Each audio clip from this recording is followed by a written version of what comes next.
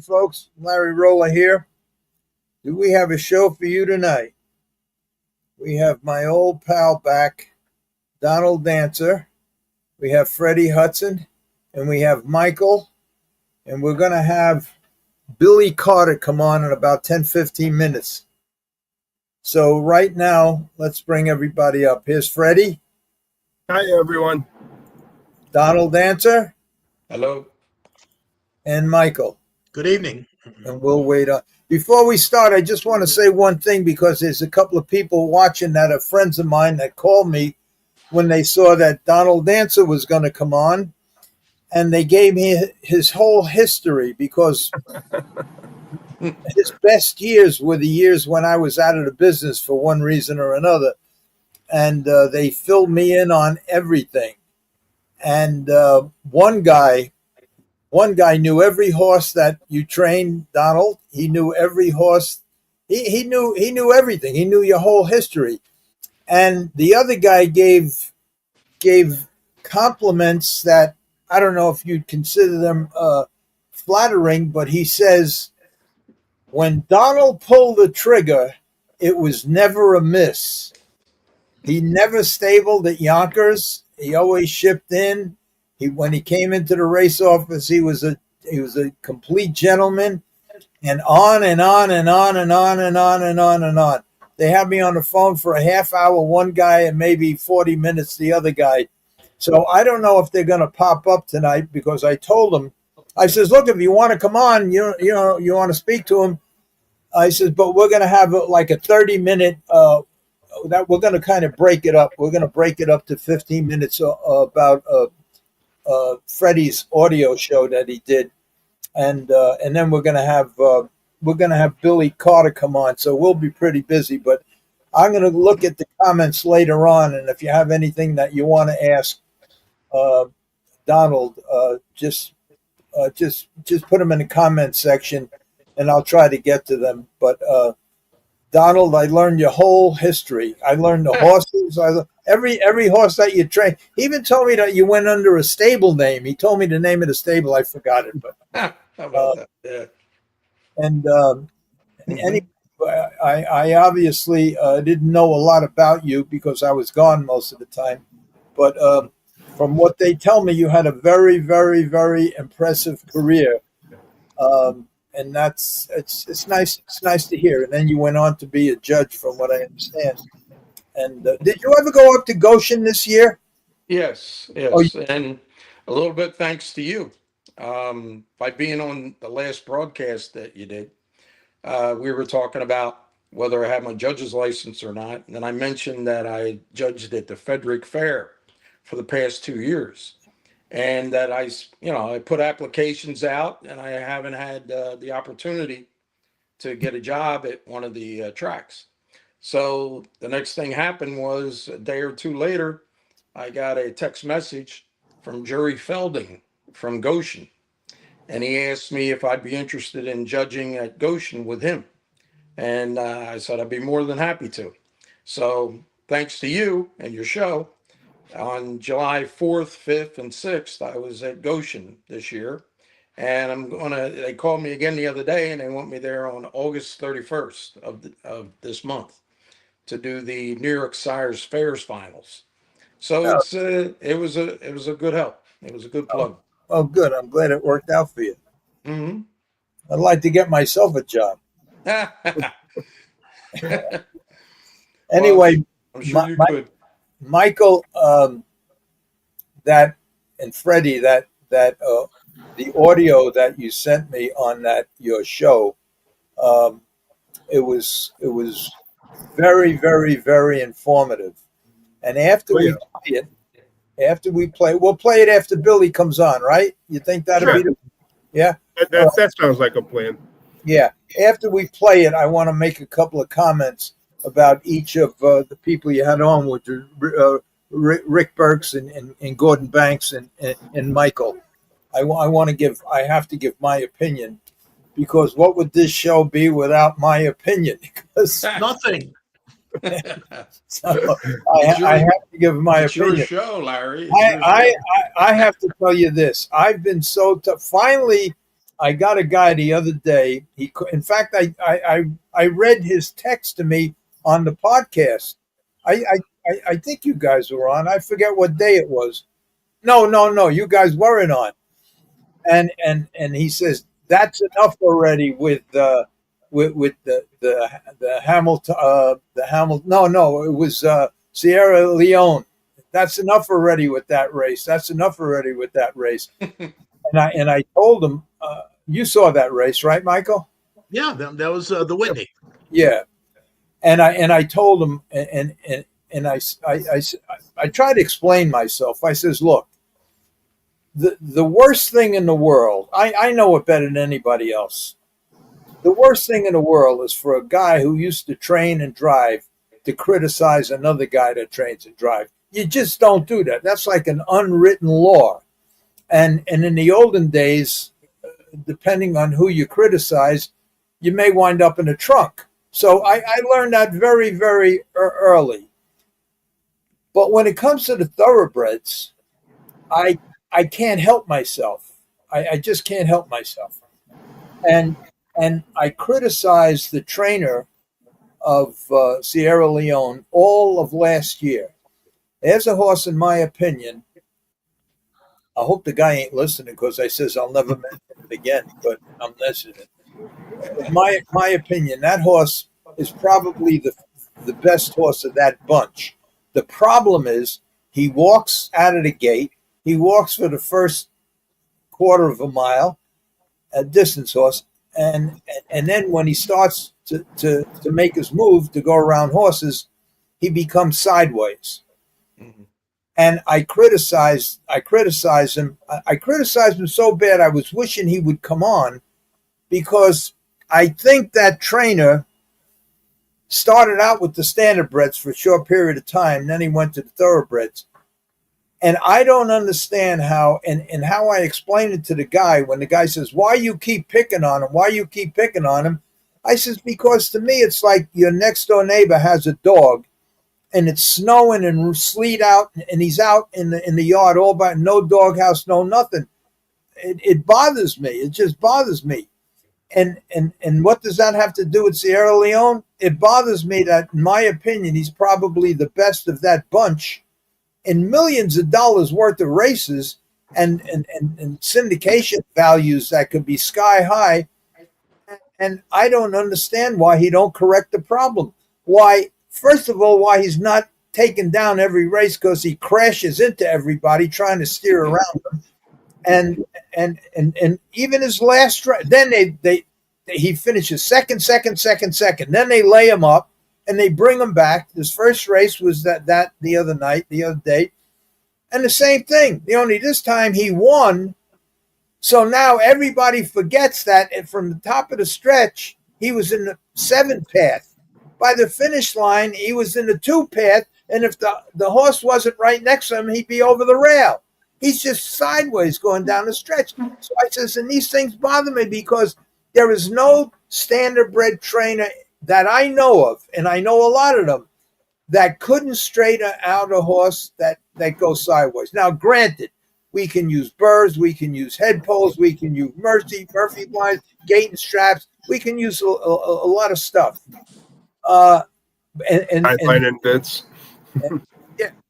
Well, the only thing that he did do last year, he tried that Houghton bit on him. And before the race, I says to everybody, including him, if he was listening, that Houghton bit ain't going to do you no good, because a Houghton bit, they work a Houghton sideline bit. They have that cage and then the extensions. It works off of leverage. If you don't have what makes leverage work is when you grab it down the stretch. These things, the lines are floating, so it's you have to do something else. Just try something. And anyway, I got blasted for that. But I'm waiting for a thoroughbred trainer to come on and tell me, like, what? First of all, why don't you mind your own business? Second of all, I'm sure that he tried everything. Well, if he tried everything, he wouldn't come out with the same identical equipment on every race. And the only time he tried something different, it wasn't an equipment change, and he announced it. And I showed the bit that he was using, and I says it ain't going to do nothing. And sure enough, he put that bit on him. I watched the race, same thing. Bumped 3 or 4 horses, went sideways the whole length of the stretch with the lines flapping. So what good was the bit? You know. So anyway, I have a. If he ever calls me, he'll never call me, and I'm not going to go down to the barn because if I ever show up, he'll hit me with a bat, and that'll be the end of me. Hey, Larry, have you ever tried reaching out to Tony Rolla? He's training thoroughbreds now. I haven't seen Tony Rolla since Delaware, maybe 20 years ago. He had a grade 1 horse a couple years ago, and so but I can't ask another guy to go there and say I got to either do it myself or keep my mouth shut. So I'm just hoping. But look, the only thing I said, I says it's sad that a horse like this goes the whole length of the stretch, about a quarter of a mile sideways. And if he has to go around a third horse, a 3 or 4 wide, he's really crooked. Now, number one, aside from anything else, a horse that's going 35, 38 miles an hour, going crooked, that's a serious problem, lameness wise. He could break down going sideways at that speed. Number 2, he could start slipping and sliding. He can hurt himself like that. Number 3, there's 2 or 3 things that you can do immediately to find out why he's doing that. And obviously none of these things are being done. He comes out all the time, and now that he won, now for real, they're not going to do nothing. In his next race, he's going to go, if he has to go around other horses. So the guy finally writes to me, and he says, look, I don't mean any disrespect, but in other words, he said in a real nice way, mind your own business and shut the fuck up. So he says the horse walks out of the gate. And I says, I really don't want to get into this stuff. I says, but let me tell you something. I understand that you breed for distance. I understand that. You breed 6 furlong horse don't even look like a distance horse. I understand all of that. I also understand that each thoroughbred has fast twitches and slow twitches. And the distance horses have a little bit more slow twitches and fast. But through training, you can create a horse that walks out of the gate because he has a more slow twitches than fast twitches, and twitches are tissues in the muscles. That I don't know how to explain it, but anyway, you could train a horse so to convert some of the slow twitches to fast twitches and make them leave a little faster. Now, his answer to that would be, if I ever told him that, yeah, but then he wouldn't finish like he finishes. Well, how do you know? How do you know? Because once he starts moving, he can go for another 2 miles. So why not let him go for another mile and just make the first half a mile to keep up a little more so he's not in China and you don't have to go around all these horses. These are the things that bother me. And the only suggestions I made was first thing, just check his eyes. Make sure he could see out of both eyes. Because maybe he can't see. He can only see out of the left eye. That's why he said, but why don't you just put a full cup, cover that eye. And when you breeze him in the morning, breeze him with 2 or 3 horses, follow the horses, and around the last turn, then try to get around these horses. And if he twists his head, he won't be able to see. And that just might turn his head straight. Maybe. That's one thing you could try. I got a phone call. This is one of the guys that told me all about you, Donald. Oh, yeah? Yeah. You're in trouble now, Donald. I want to know who it is.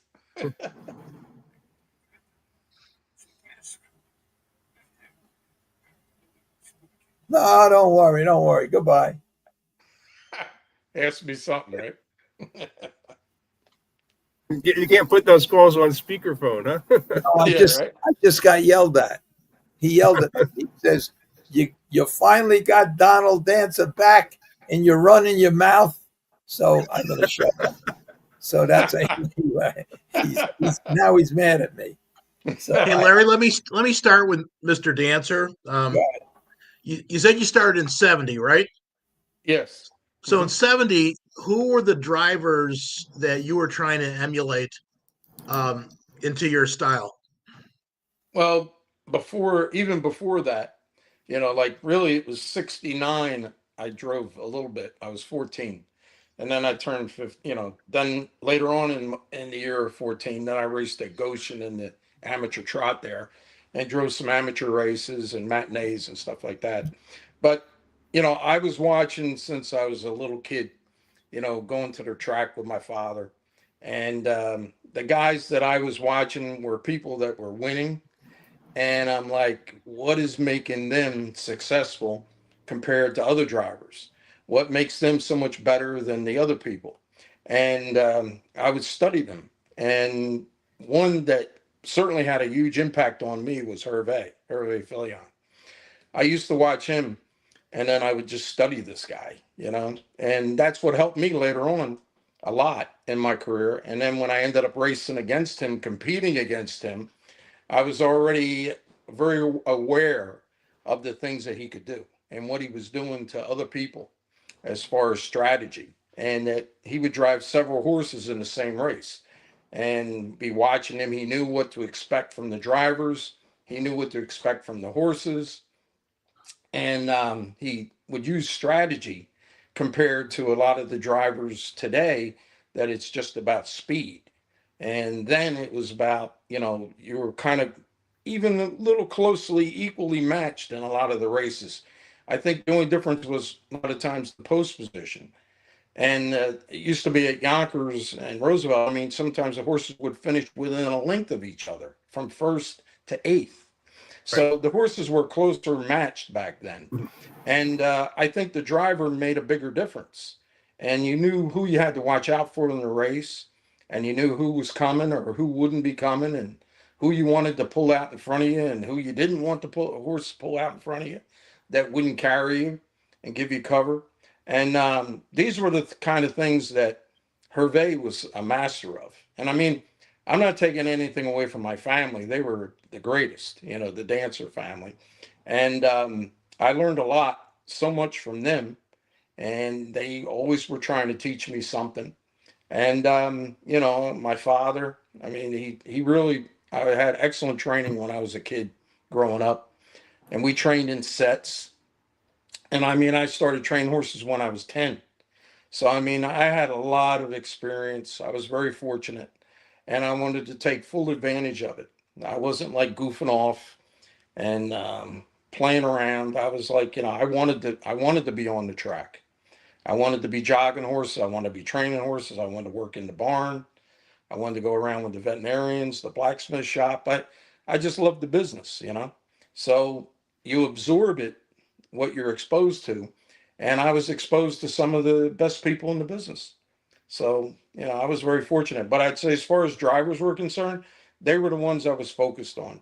The guys that were very successful: Billy Houghton, my Uncle Stanley, my Uncle Harold, who should have been in the Hall of Fame, who got shortchanged there, and Sonny, my cousin Sonny. And I mean, I watched them all, and I like to think that I was a combination of all these drivers that I'm mentioning. I don't think I mimic any in particular driver, but I'd like to think that I'm a mixture, and I took a little bit from this one, a little bit from that one, and tried to put it all together.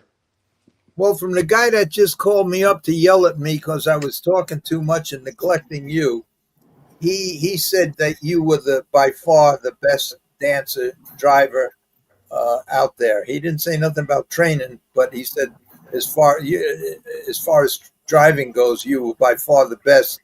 And he also complimented on you on the barn that you had. Every horse was well conditioned, well trained, and you ran a good outfit. And that's why he's mad at me now, because so at least I'm not going to say nothing no more. So continue. Yeah, I have a well, question for all sure. three of you. Okay. And I'll start with our guest. And this is a question. Thoroughbreds put an incredible emphasis on weight, especially when jockeys add a couple pounds, subtract a couple pounds. Did Mhm. you find, starting with Donnie, that weight is a significant part driver weight is a significant part of how you're doing, and did your abilities fluctuate when you gained or lost weight? Well, that's a very good point that you make. But I go back to telling you like this.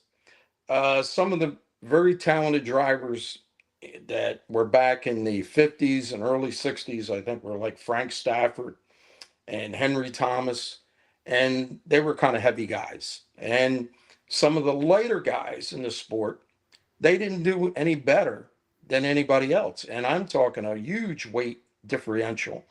And that would be like George Schulte, who was an excellent driver, but I believe his weight was probably 135, 125, something like that. Jimmy Marone was another one.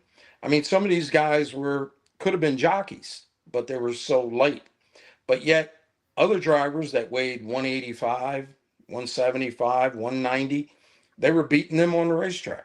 So they explained to me the way that the wheels and the arch goes across the sulky. It's almost like a bicycle where the weight is distributed and it really doesn't make that big a difference. I think where it does make a difference is in your reaction time. I think that you have to be fit, you have to be in good shape, and the blood circulating through your body and to your brain, that you have quick reactions and you can think quickly and make the appropriate movement that you have to make. But I think that unfortunately some guys are just not moving as well. I think because they've put on a lot of weight and they're just physically not moving as well. And I just don't think that they have the reflexes like someone who's in fit shape, you know. I think that's the best way to explain that. But yet you compare, like I said, the real light drivers to heavier drivers, they weren't the leading drivers, you know. So if weight really made a difference, then why didn't they do even better? Freddie? Well, if you look at who the leading driver in the country is right now, Aaron Merriman, and he's like about a 200-pounder. And he's winning he's winning like 1,000 races a year. He's getting the best horses to drive. I do think that having the best horses to drive makes you look a lot better also. But I do think that if we went back about 20, 30 years ago, I don't think that the weight mattered as much as it might today. I think that the way that the speed is now developed and they're all come racing on the front end and so forth like that, I do think that the weight might be a factor going down the stretch. If you have a horse that can come at 27 second quarter, and they all can come 27 second quarters. You're on the front, you weigh 120 pounds. The guy in back, he weighs 200 pounds. I think you have an advantage at 120 pounds. So that's just my opinion. Larry? When I got to Roosevelt, I think it was 1960 and 1961, one of them years, 62, something like that. I was surrounded by guys like George Butterworth and Frank Stafford and all of these heavy. I mean, they were 250 pounds, 300 pounds. Frank Stafford, 300 pounds. Yeah, and I was told back then, because I asked a lot of questions. Does weight make a difference? And I was told back then that because the seat is right above the wheels and you're starting from a running start, the weight don't make a difference. But I always paid attention because it didn't make much sense to me. I even went out and I got my brother to sit in a bike, and I ran with my brother. And then I got me, I think it was D, to sit in the bike, and it was a whole lot easier, even with the weight right above the wheels from a running start. It was a whole lot easier pulling. Now maybe that's a bullshit experiment, but I start noticing that, and then is when the bike started to change, when they started with all the lift stuff, and they start moving the seat back more, and the new design of the bikes. And then I noticed that when you put a heavy guy on a bike where the seat was behind the wheels, they would create a lot of lift. And I used that many, many times to my advantage, maybe with a horse that was a little sore up front, but I would never do it on a trotter that lifted him off the ground a little bit. I paid very close attention to that. my final decision was that that a light driver, like Jimmy Marone, anybody 155, 160 pounds today, I think that's the right weight for any bike, any however you adjust it. I think that's the right weight. And as far as what Donald said, them drivers back then, I'm not sure. I remember, I think it was Paul Vineyard had a guy called Bobby Frame working for him. And whenever Paul couldn't make it, he put Bobby Frame up. I think he was the second trainer. And Bobby Frame there was such a big difference. And just maybe in ability too. I don't know. So Bobby Frame was a pretty good driver. So I don't know. But when it came time for the money for me, I used Jimmy Marone. Hey, I want to point out to you have Billy O'Donnell in your guest line over here, and his comment is only the big guys will tell you weight doesn't matter. So anyway, that's my answer. If it makes any Hello, sense, Billy. It does. Donnie, I also want to start you off on this, and we'll go to Freddie and Larry. In the 90s, the Cheetah bike came, and it was the first of a lot of very popular modified bikes, which saw drivers change the way they sat in the bike. Now, the Cheetah came around in 91, 92, and I believe was made illegal in 93 because people thought it gave an unfair advantage to the people on the front. So could you possibly describe the what your take was when these bikes came and all of a sudden drivers had to lay down the bike to get the advantage of driving that particular bike? Yeah, well, one thing comes to mind to me, of course, is the driver Walter Case Jr. And he first, when he came to Yonkers there, he actually had an aluminum bike that he was using, and it was made out of snow plow material, and it was like real light aluminum. Mm-hmm. And that was all going great until one time it fell apart before the race. And they took and he switched bikes. And then after the races was over, I seen him throw it over the outer fence of the track at Yonkers. And great driver. I'm not taking nothing away from him. But, he was revolutionary. He was trying something new. And he believed all kinds of little things gave him an edge, and that being one of them. And then the Cheetah bike came out, and they were using that there, as well as the wishbone bike that would hook over the harness, and the shafts would be kind of up high, and it would kind of move with the horse like a swivel. And they were using that as well. And Walter, like I said, was using those bikes and the Cheetah bike. And one of the things that the problem was is the visibility wasn't good. You could be sitting maybe third or fourth, and you really couldn't see good around the horse. And something could happen up in front of you, and your visibility was very poor, and you couldn't see it.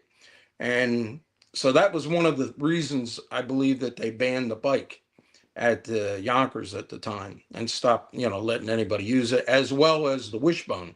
Because what would happen with that bike, it would swivel around, and if somebody hooked your wheel, they could just spin you right around, as well as with the single hitch. That's what happened with that. So they were like the downsides of those bikes, and it did happen. I mean, a lot of times people hook wheels. That's was just part of the racing. So those were part of the reasons why those bikes were, banned at the time and not allowed used. And now I see, like the UFO, I believe it is, and one of the other bikes, they had the same type of mold that they're using, but made some changes to make it within the standards of the USTA so they could use it. But it seems to have the same type of mold as the Cheetah bike did. That's what I noticed. I think we should all say hello to Billy O'Donnell. He's said hello, guys.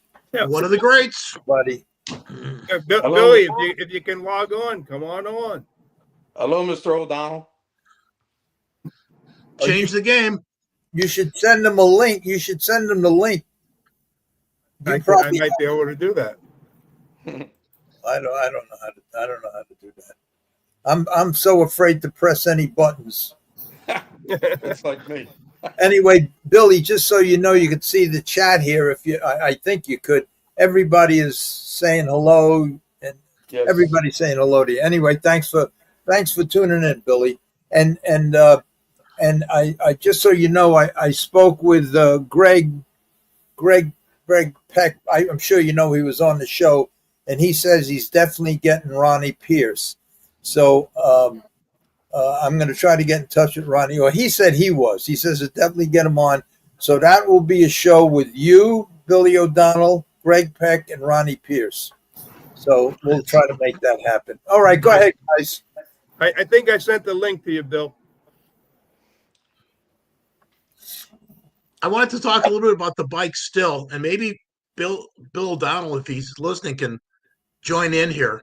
Part of the competition committee's beef with those sulkies in the early 90s was that as everybody started laying down the bike, it was adding distance between the lead and the horses that were sitting 8th, 9th, and 10th, especially at the Meadowlands, where they were almost mathematically out of the race because of the distance. So the competition committee, I think Campbell was on it, Dave McGee was on it. I think some other people had their views also. Well, you're seeing a lot of that now where the horses in the back are so far back at the Meadowlands, they're just mathematically out of it. So you would think there'd be something like a competition committee that would address this, and I would like to hear what you have to say. We'll start with Freddie. Okay.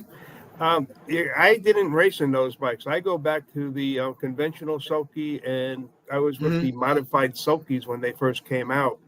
And when those sulkies came out, it was sort of you had more of a lift. You were sitting in these bucket type seats.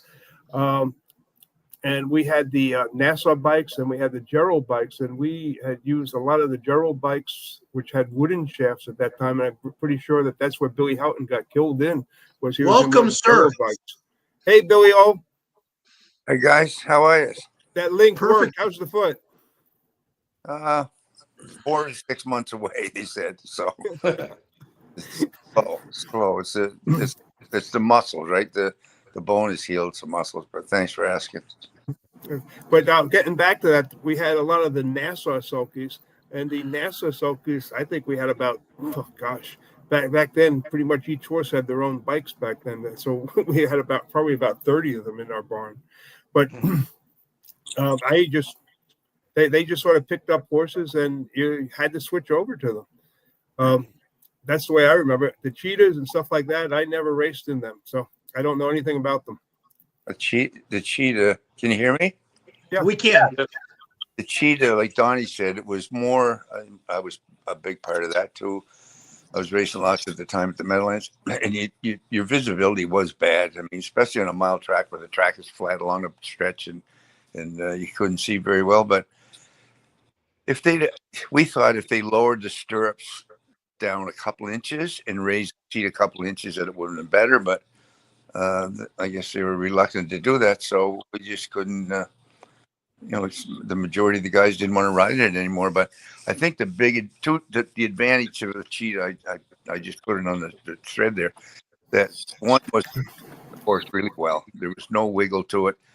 Plus, the horse driver's feet are behind the horse, and that's a big key according to the wind tunnel that Bill Houghton sent everything to do with the horse there many, many years ago. And they said, a number of things: shadow rollers, blind bridles, seat on the bike, towels on the horse, sheepskin, a lot of stuff like that, was drag on the horse. The most important thing they said was take the driver's feet and put behind the horse. And that's what the cheetah did. And the single shaft too. Yeah, I believe that. Billy, did you ever race in a single shaft? Yeah, I did. So, yeah, that really got me started because a lot of the old guys didn't want to do it, drive in it. And I was too young and stupid not to. So I did. And it was only as dangerous, and Donnie may have raced in them too. Did you, Don? No. No, I never raced it. No, they were only as dangerous as the guy that was sitting in the seat. Really, a lot of guys didn't give it enough time when you come out from behind a horse. It was like driving a truck and trailer, and they would hook wheels and stuff. And but I thought they were great. And as far as horses turning around, I only ever saw one horse ever turn around. I think tying their tails down would have prevented that, wouldn't it? Absolutely, yeah, yep. I mean, that's a simple solution. Yeah. So, yeah. Donnie, could you talk a little bit about wheel maintenance when you're a driver? Yeah, well, getting back to the single shaft real quick, I Sure. seen one time a horse rear up, and when he reared up, the bike slid right under him and pulled him right over backwards. Yeah. oh, Yeah. And I mean, like, wow, you know what I mean? I mean, they can come over backwards, but this bike actually slid right under him and pulled him backwards. So I don't know. I can understand both ways. I mean, we give up a lot of safety for speed, and I think that's something that really has to be considered. Now, But as far as the stirrups were concerned, I agree with you 100% about that, Billy. That I've made it myself because for many years I was driving to a Pennsbury bikes for my stable, and I just was looking at the stirrups one time, and I'm like, why don't I turn them inside? And have my feet more behind the horse, because your feet are sitting up like windbreakers. The wind is just hitting against the bottom of your feet. Mm-hmm. And I said, I wonder if that would make a difference. And I'm mad at myself even to this day that I never tried it and I didn't do it, and I wish I had. But I do think that makes a difference. I agree. Now, I think Billy Carter is on. So before I bring him on, I just want to give my opinion of your question. In the years that I was racing, and it didn't make much difference if I was hooked to a stagecoach. It served the purpose for what I had to do. So, oh god, I had a few too, Larry. what's that? I had a few of those ones too. me too. I asked Billy about a 2-3 weeks ago. I says, Billy, how's your ankle? He says, oh, they didn't put the screws in. He says, so they just kind of making a fuse together. I says, so I guess you're going to give up basketball? And he says, yeah, I gave up my dance lessons too. All right, let me bring this Billy on. All right. Billy. Hey, how are you? Hey, Billy. Hey, guys. How'd you do today? You were racing where today? I raced one at Chester today, and he's been off like 3 weeks, trotter, and he finished 6th. He raced good, but better luck next time. Must have worked for Jim Doherty. When we used to Doherty, we'd race a horse. He finished 7th, so he came in. So how was he, Jim? How he raced good? And I used to question myself. You finished 7th and raced good. and I was good. My son like that. He was terrible. But anyway, it's a process. Yeah. Yeah. All right, Freddie. When do you want to continue what we're doing now, or what do you want to do? Let's do it right now. This is fun. Everyone's having a good time. Okay. This is like that movie, A Night at the Opera, when the Marx Brothers had like 19 people in the room, and the maid says, "I'm here to make the bed." And Groucho says, "Make the bed. I'll lay even money you can't get in the room." But there's one thing I want to say. I sent you that little screen to show, which basically just to let everyone know that people working in Washington D.C. are working to have that bill. The gamblers with the 90%, and they're going to change it to 100% deduction, and that's pretty much a done deal. And it should be announced in the fall. That's great news. Thanks. And I also have to say, who's working on it, the Jockey Club and the National Thoroughbred Association, Tim Rooney's group over there with Jim Gagliano and Sean Smealy. They're the guys working on it. So. Somebody's phone is screwing up. I don't know whose it is, but somebody. Don't you guys hear all that noise? Yes, I do. I hear it too. Billy, I think it's you. Was it me when I joined? It was quiet until you joined. Thanks, Mr. O'Donnell. Listen, Mr. Annihilator was my favorite horse of all times. When I was in high school, they made you cover your books with paper. Yeah. I used to write Annihilator on mine. I had that tape. Annihilator. The guys must have known Mr. O'Donnell. Very nice to finally to speak to you, my friend. So I spoke to I met your son on a couple of years ago, I think, down in North Carolina. Yeah, the kid's doing very well. I mean, he only got 100 wins this year, and he's upset about it. And I'm like, son, I'm more than your daddy ever has. But I said, no, seriously. I said, just like the horse racing business, Mr. O'Donnell, you have your ups, your downs. I mean, whenever you get a great horse, it's hard to come by for a lot of people. And I told him, I said, one more year down in Maryland, and I think it's time for you to kind of step it up a little bit, maybe going to Chester when all the drivers are in the stake races and just like Jonathan Ali. You guys all know Ali. Ali's doing very well for himself. Yeah. Right. Well, not being happy under that's how you win too. Billy, maybe it's you. Are Billy O'Donnell or me? It's Billy O'Donnell. I just muted mine right now. I think someone muted you. Billy muted to see if the noise still was there. It wasn't there when you muted it. I think that's me. You're right. It's me. I'll stay off here. So you can just nod your head yes or shake it like that. It was good before. The first few minutes, he was perfect. I think he's balancing that thing. We still got the noise, Billy. Come back. We still have the noise. Yeah, it has to be. It has to be Billy Carter. That's it, Billy Carter. I think. Mute.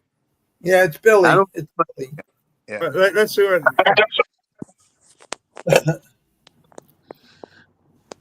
I guess, Larry, why don't you go to that Freddie show, and then we'll play the first part of that and see if we can get this fixed.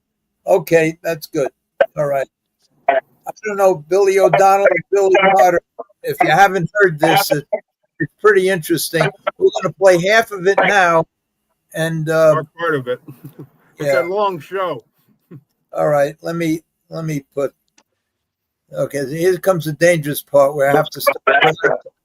I got to press 2 buttons. Here we go. Welcome to this week's Harness Racing Alumni Show. I'm Freddie Hudson, and I'm here today with Trade Martin and Bob Marks. We have a special show for you today. Joining us, we have returning Gordon Banks, an international standardbred breeder and owner, Michael Antoniades, a professional analyst, and Rick Burks, a standardbred owner and breeder, founder of Planet Fitness Health Clubs and UFit Health Clubs. Gentlemen, welcome to the Harness Racing Alumni Show. Welcome. Thank you, Freddie. Okay, Thank you, Freddie. So today we're going to be talking about the promotion of the sport of harness racing and the lack of. Larry, I have to jump in here. We have to get rid of this noise. Yeah.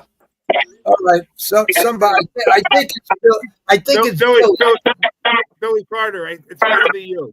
Billy, do you have a phone on? Maybe if he has a television on or another phone on, that's what's doing it. I don't know. I'm just in the middle of I'm in the middle of nowhere. Okay. Well, now the noise disappeared, but we lost Michael. Where the hell is Michael? We lost Michael. Oh, well. Michael took the noise with him. The noise disappeared. No, you see, whatever you did just now, Billy, Whatever you did just now, that's what made it's Billy. It's Billy Carter. Yeah, I just cut the TV off. Well, shut the TV off. That's what's doing it. Are you near your computer with your phone? Yes. Get away from it. That's what's causing it. Because that's exactly what does it. Okay. Well, one more time. Let's see. Shut everything off except what you. If you just have to go to the vocal rather than the visual, go that way. But how's that right there? Well, we don't hear nothing yet. No good. Having some technical. Everything got to be shut off, Billy. A couple guys. I have everything shut off. Okay. Well, we didn't hear no. Okay, maybe that's it because I don't hear. No, it's back again. Back again. Are you sure it's me? Yep. Yeah, it's you, Billy. All right, let me try my other Wi-Fi real quickly. Yeah, that's a good idea. In the meantime, where's Michael? I'll tell you what. Leave and then come back in. Okay, I will. Okay. That works sometimes, Fred. And I apologize. No Don't problem. worry about it. It happens. We all screw up. Well, they put a, Funny. So tell me how I remove. Okay. that's why they put erasers on pencils for guys like us. Time we lost Michael. You got to call up Michael and find out what happened to him. I'll do that right now. You guys continue talking. So. Really, the gang they couldn't shoot straight. I'm so afraid to hit any buttons. Oh, I know. I do the same thing all the time.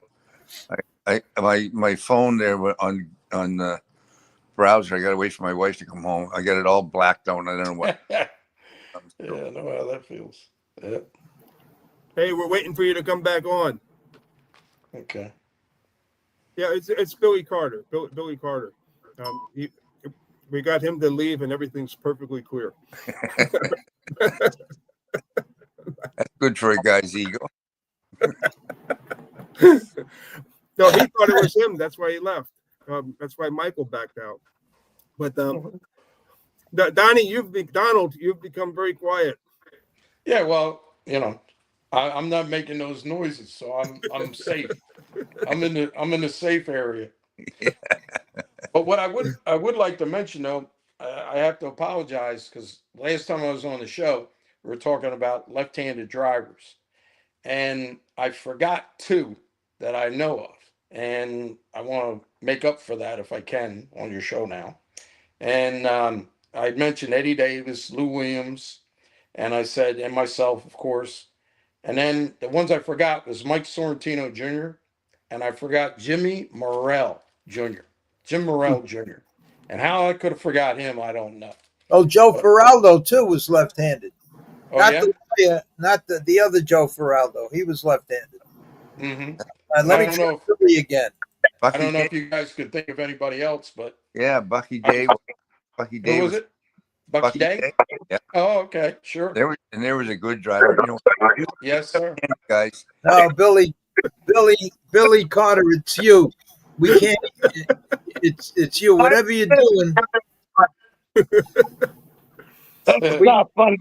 All right, listen, we'll have to do this another time because I'm just such in a bad area. Like I'm in the middle of nowhere where there's an airport. Michael Jordan's plane flew in. He took all the power. So there's really not a lot I can do.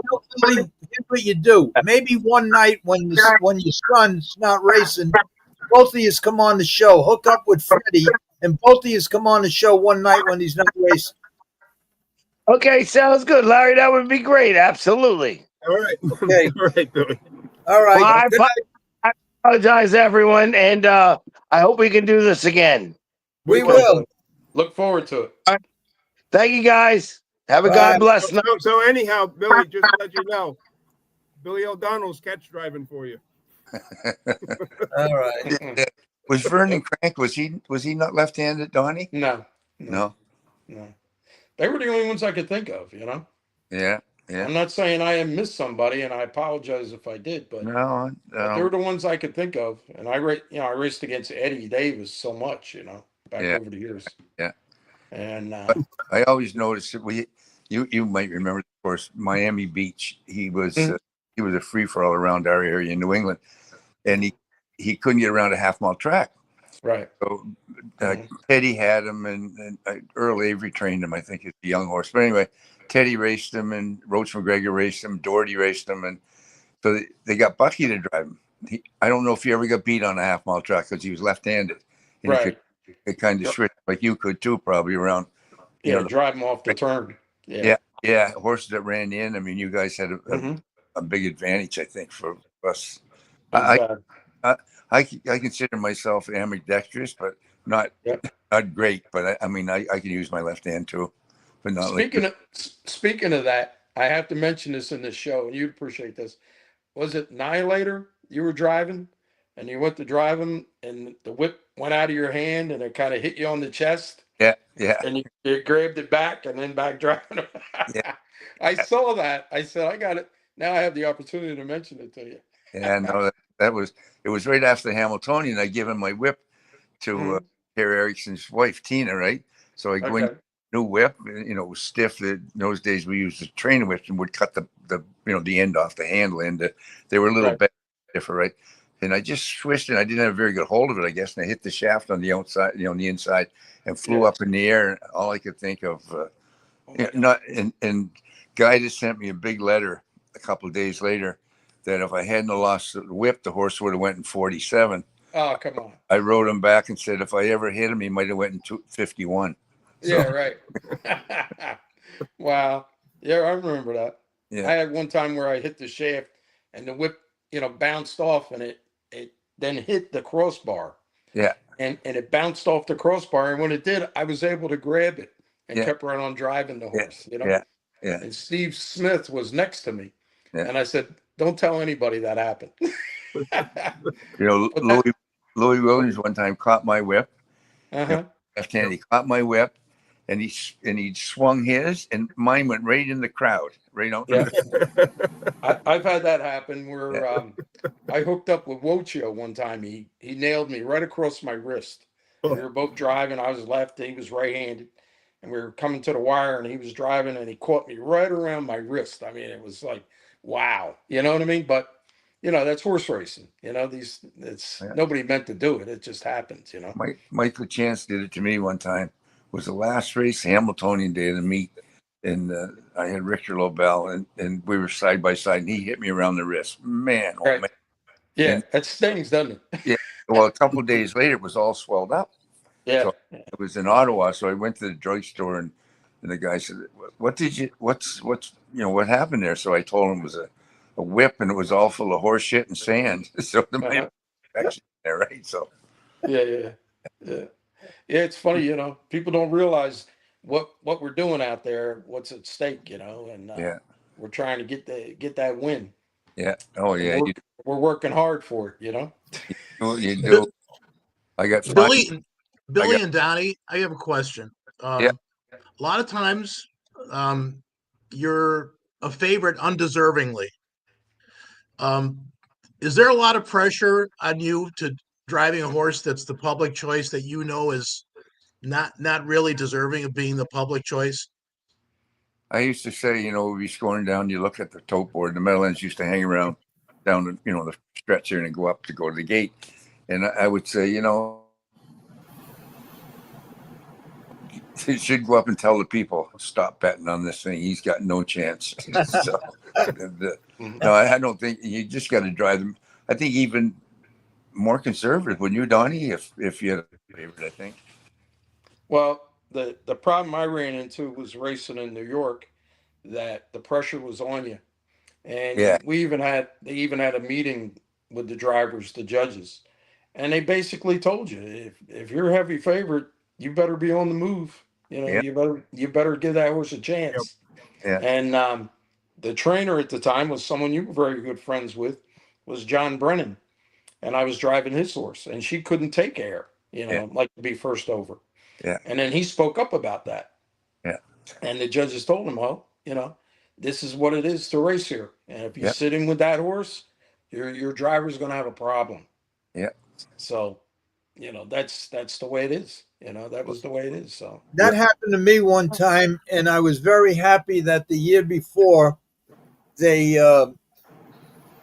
banned glass beer bottles because the year before I got hit in the head in the helmet with a beer bottle, and I told Slutsky what happened, and then a couple of times after that, the most they could do is just throw these plastic cups at me. Yeah. But I'm sure the other guys didn't have that experience. I had many experiences that Billy and Donald didn't have. Yeah, well, the best one I ever had was I had a wheel break at the Meadowlands when they first launched those plastic wheels. Right, just come last turn, and the outside wheel broke. Well, I was lucky enough to get him over, and didn't finish the race, and he was favored. So when I went out the next time I went out to race, it was umbrella giveaway night. Well, that was a harrowing experience when they were throwing. you're giving them weapons. You gave them weapons in their hands. Yeah, and they never gave umbrellas away after that, I don't think. You want to try to bring Billy back? I think he's backstage here. You want to give it a shot? All right. Let's give it a Billy. shot. Hey, listen, I got my third and final Wi-Fi box. It's the Verizon, the one I never use. I said, you know what? I was telling my girlfriend, I said, let me just try and see if it works, because I want to try one more time. So, because it's interesting. How's it sound, looks like guys? it works. It looks like it's working. Yeah. I think. Okay, great. No, it's not working. No. No, you're freezing, Billy. All right, see you later. I'll talk to you guys later. Billy will do it again. Yeah, I told him one night when his son's not racing, even if it's an odd night, I'll just do it, because I put together a couple of things about his boy, and His son looks like he's a real upcoming driver. yeah, He's got a lot of talent. Yeah. there's a lot of He's young kids out kind there. of like you, Billy, when you won 6 races at Saratoga and then moved down to the Meadowlands. 7 We did 1-6 over at Rosecroft. So 7, Fred. Do you hear what he said, Freddie? 7. yeah, okay. I apologize. Okay, no apology accepted. 6 was good too, Billy. Yeah. Oh no, 6 was okay. Absolutely, even. But you gotta remember though, back then, like winning 6, there was only like 5 or 6 guys that had ever done that before. Yeah, that's right. Yeah. I mean, like there were only 5 or 6 guys that had ever done that before. Yeah. And you didn't do it because you're driving 10 horses. You're driving it because you got 6 or 7 horses in. Yeah. So, yeah. Well, I still hold a Monticello record for finishing up the track with 7 morning line favorites. You should be so proud of yourself. Well, that's why I wrote the book. That book's going to be a movie. I just got two very, very good phone calls, and I think it's going to happen. Oh, yeah. Now they're just arguing, should it be a series or a movie? That's the argument right now. And if it's a series, we could put everything in it. It could be really good. I believe it could take over the whole Soprano thing. But if it's a movie, there's going to be a lot left out. But it's going to be a high budget thing the way they're talking. So we'll see. For whatever it's worth, Larry. Did you see the clip where where Trade Martin was on The Sopranos where they killed him? No. Oh, I have to send that to you. He basically, he gets shot in the head. I mean, it's hysterical. you know what? For what it's worth, Larry, I think only you could play you. They have a couple of guys. They asked me to pick 5 guys out that would play me. They'd have to be between 30 and 40. And I picked out 5. And I don't know if they're going to use any of them, but we'll see. Did you pick them out of a lineup? The story takes place in the 70s. The story takes place from the late 60s to the middle 70s. So you need somebody that's like 30 years old, 35 years old. Mm. So Makeup. You know, uh, series is those like a lot of those four, they have 4 episode series. They're really interesting. You can watch them all in one night, basically, right? Mm. yeah, yeah. And I really enjoy those ones. That a lot of those are on Netflix or Prime. When I wrote the book, if you notice in the back part of the book is I took pictures at some gathering they had. In fact, it was the night when Billy and John Campbell invited me up to their table to have dinner after what was it, the Roosevelt gathering or something? I don't know. Anyway, 40th, I think 40th anniversary, wasn't it? yeah, you and John invited me up to your table, and I had dinner out there. I forgot why I was telling this story. I forgot. Anyway, that's that. I forgot why I even started this. I said it was in the back of the book. You took some pictures. Oh yeah. And then I put a big border on top. None of these guys had anything to do with my life. That happened before them. Right. So because I wanted to make it perfectly clear that none of these and none of them guys did. Not one that was in there had anything to do with my shenanigans back then. So Like no animals were hurt during this process. Yeah, right. Donnie, I've got a question for you. Sure. And the NFL started replay in 1991, and they make a call. They make a call first, and basically the crux of it is you have to find enough evidence to overturn that call. If you can't find enough evidence to overturn the call, the original call stands. Now, the good part about this is you don't have these things taking 15 or 20 minutes. It's sometimes a horse racing inquiry takes a long time. Can't we do anything similar to that to limit the time of an inquiry? Well, it depends. I mean, it depends on the severity of it, how bad it was, how many possible factors were involved in it, and then they have to look into each and every possibility. And often, I know they stopped for a while interviewing the other drivers in the race, but I think anybody who could add any input into what took place should be interviewed. And so this takes time. You have to call the driver that you want to talk to or drivers, and how long does it take for them to get up to the booth to pick up the phone so you can review the film with them and talk to them about it. And you have to look into many factors, and I say do not rush to judgment. I think many mistakes are made if they rush to judgment because there's contributing factors involved with a lot of these interferences and possible disqualifications that then you see afterwards, and it's too late. Then you have to go, then they go through an appeal process, and it's a long drawn out affair. So I say before you make your decision, you better make sure that you looked at every possible and found out everything possible that you certainly could at the time. The That's reason how I I bring play this that. up is in baseball, you have a tie at first base. You can Mhm. look at the replay 50 times, and 50 times it looks like it's a tie at first base. Mhm. It just seems like there's got to be some dialogue as to how we can try and limit these big ones. Well, I just say in the racing, and also in any game, I mean, there's a lot at stake. So I say you got to have really good officials that know what they're doing and what they're looking at, and you have confidence in, and their decision at the time is final. So you got to really know what you're doing, and that's why you need people that I believe have had the experience and have seen these things and have a lot of experience over the years and know that a lot of times there's contributing factors involved and it doesn't always look like it first looks on that tape. You got to Right. look a little bit further, into it and to see what could have happened here, what could have caused this, and then talk to the drivers and get their input, and then, before you snap to make a decision, I really Thank you, do. sir. You're welcome.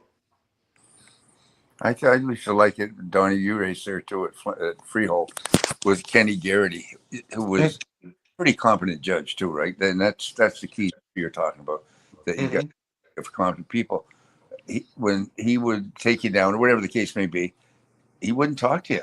I mean, he just made his decision and away he went, and you kind of do it. It was just the way it was. And I remember I wanted to talk to him on the phone, and Sonny said, "No, you got to come in the morning." Well, he said tomorrow morning. Well, I lived an hour and a half from there at least, so I just took my 3 days and was happy to take it. It was only good. It was a losing argument anyway if you'd went in, but I would, if I were a judge and had my own druthers, and I know it's a lot of management. There's pressure from management to get it right and all that kind of stuff. But if I ran into you and we were friends, and we've all done it, go, he didn't bother me that bad, and leave him up, right? So that's not fair to anybody either. Or if you go to an appeal, and I know how that works too, if you didn't talk to the driver, that it could look bad on you. So it's a tough situation, but and have the appeal the next morning. That's a big problem too. They drag on forever and ever and ever. That's right. Yeah, it's not a perfect system. No. But like I said, the bottom line is the guys that are making the call make the right one when they're making it. Well, we try to get the three best judges we can. We're here for our summer meet, especially, right? They rotate the judges a lot, but in the summer we get what we feel is the three best guys. Even one guy's retired or semi-retired, we make sure he's here all summer. So because he's a good judge, very good. Billy, could you tell everybody, not everybody here, but our people listening, the AGCO reports? Are you a fan of those and the difference that it makes to have a daily report from the judges? I am a fan of the AGCO reports. I read them every day. Yeah, I am.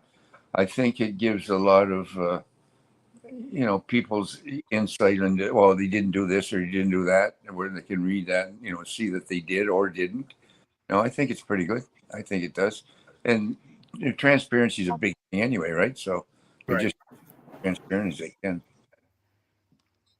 I think if we had them in the States, they'd be a very big help. And I realize to start it is the major endeavor, but I think Ontario's got at least this idea is worth duplicating. Well, I know the judges complained a lot when they did it. It was more work for them, I think, maybe. So they didn't want to have to stay an extra whatever, or stay up at night and finish that up, because it's usually on there the next morning right away, right? So somebody does it between the next. I can imagine that if somewhere on that report it says that a horse is a bad actor, that 5 weeks down the road a judge looks at this and go, oh, by the way, 5 weeks ago at Grand River, the judge put down that this horse is a bad actor. So let's have a heads up for that. I think this could have come in really handy in some major races in the United States. Well, the vets do that, right? They share information, from one place to the other, right?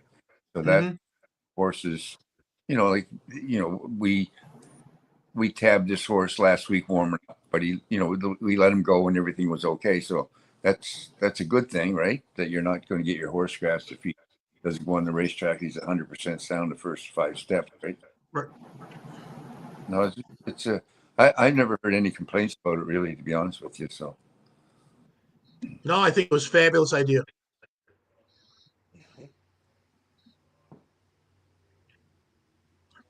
Larry, what do you say?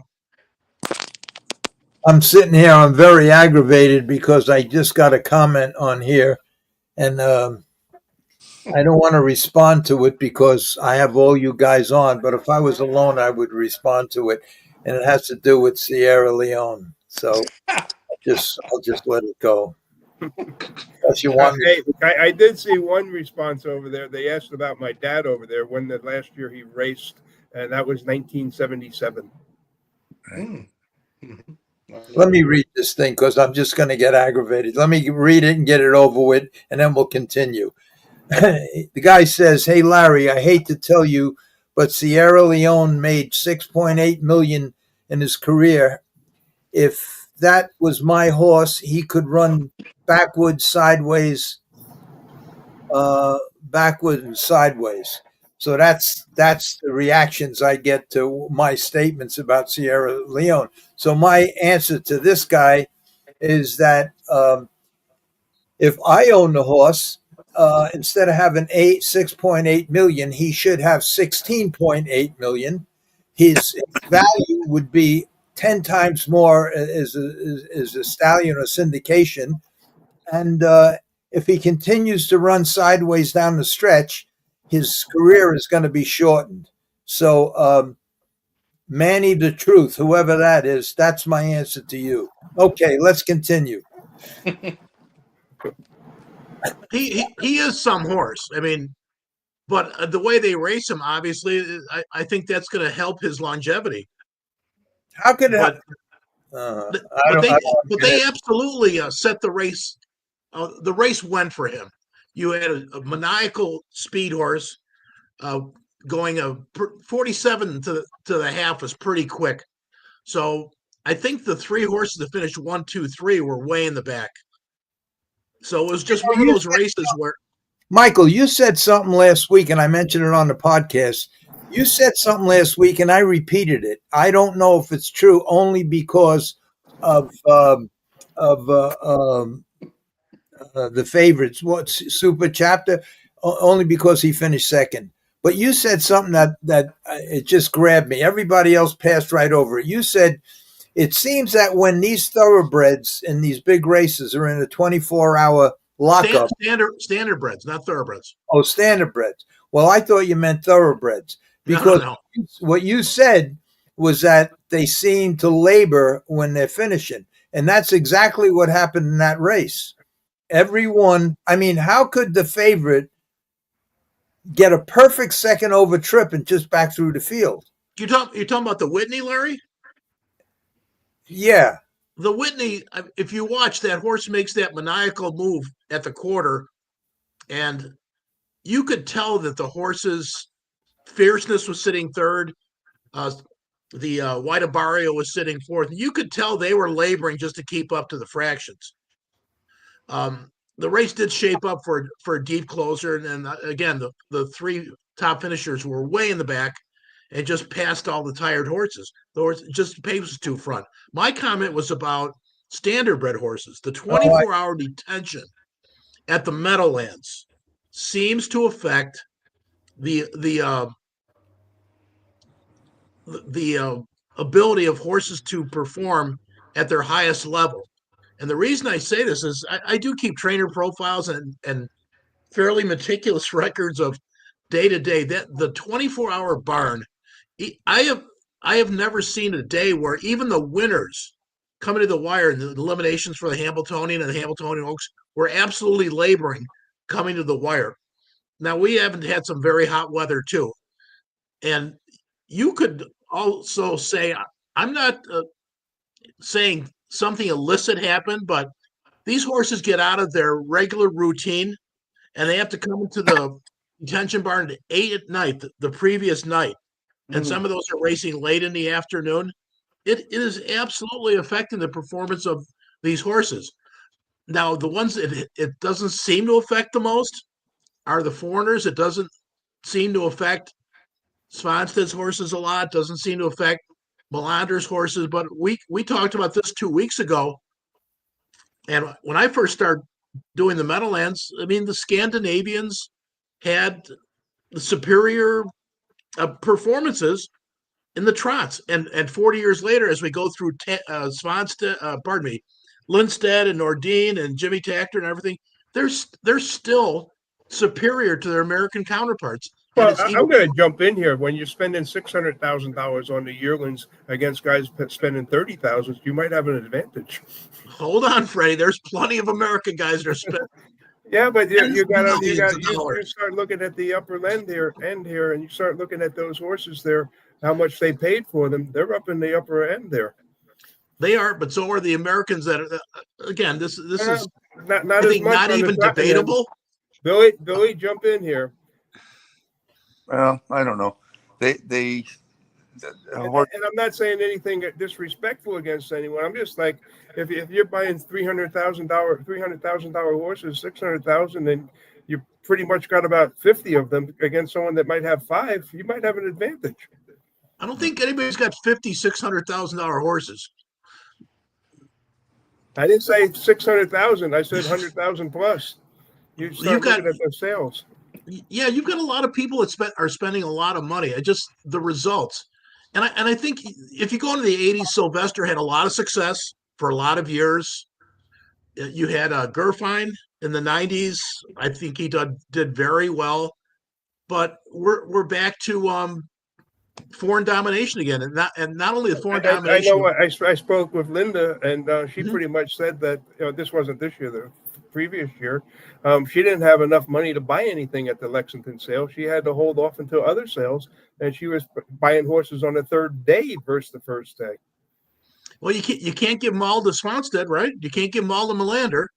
I mean, you could try, but and the other thing is the foreign drivers are having a lot more success than the American drivers. Now you can speculate on why that is, but in the championship races, it just seems like, and Dunn obviously is an extraordinary. I'm gonna answer Mandy here. He's 100% correct. Bulldog Hanover. well, He's had some good babies.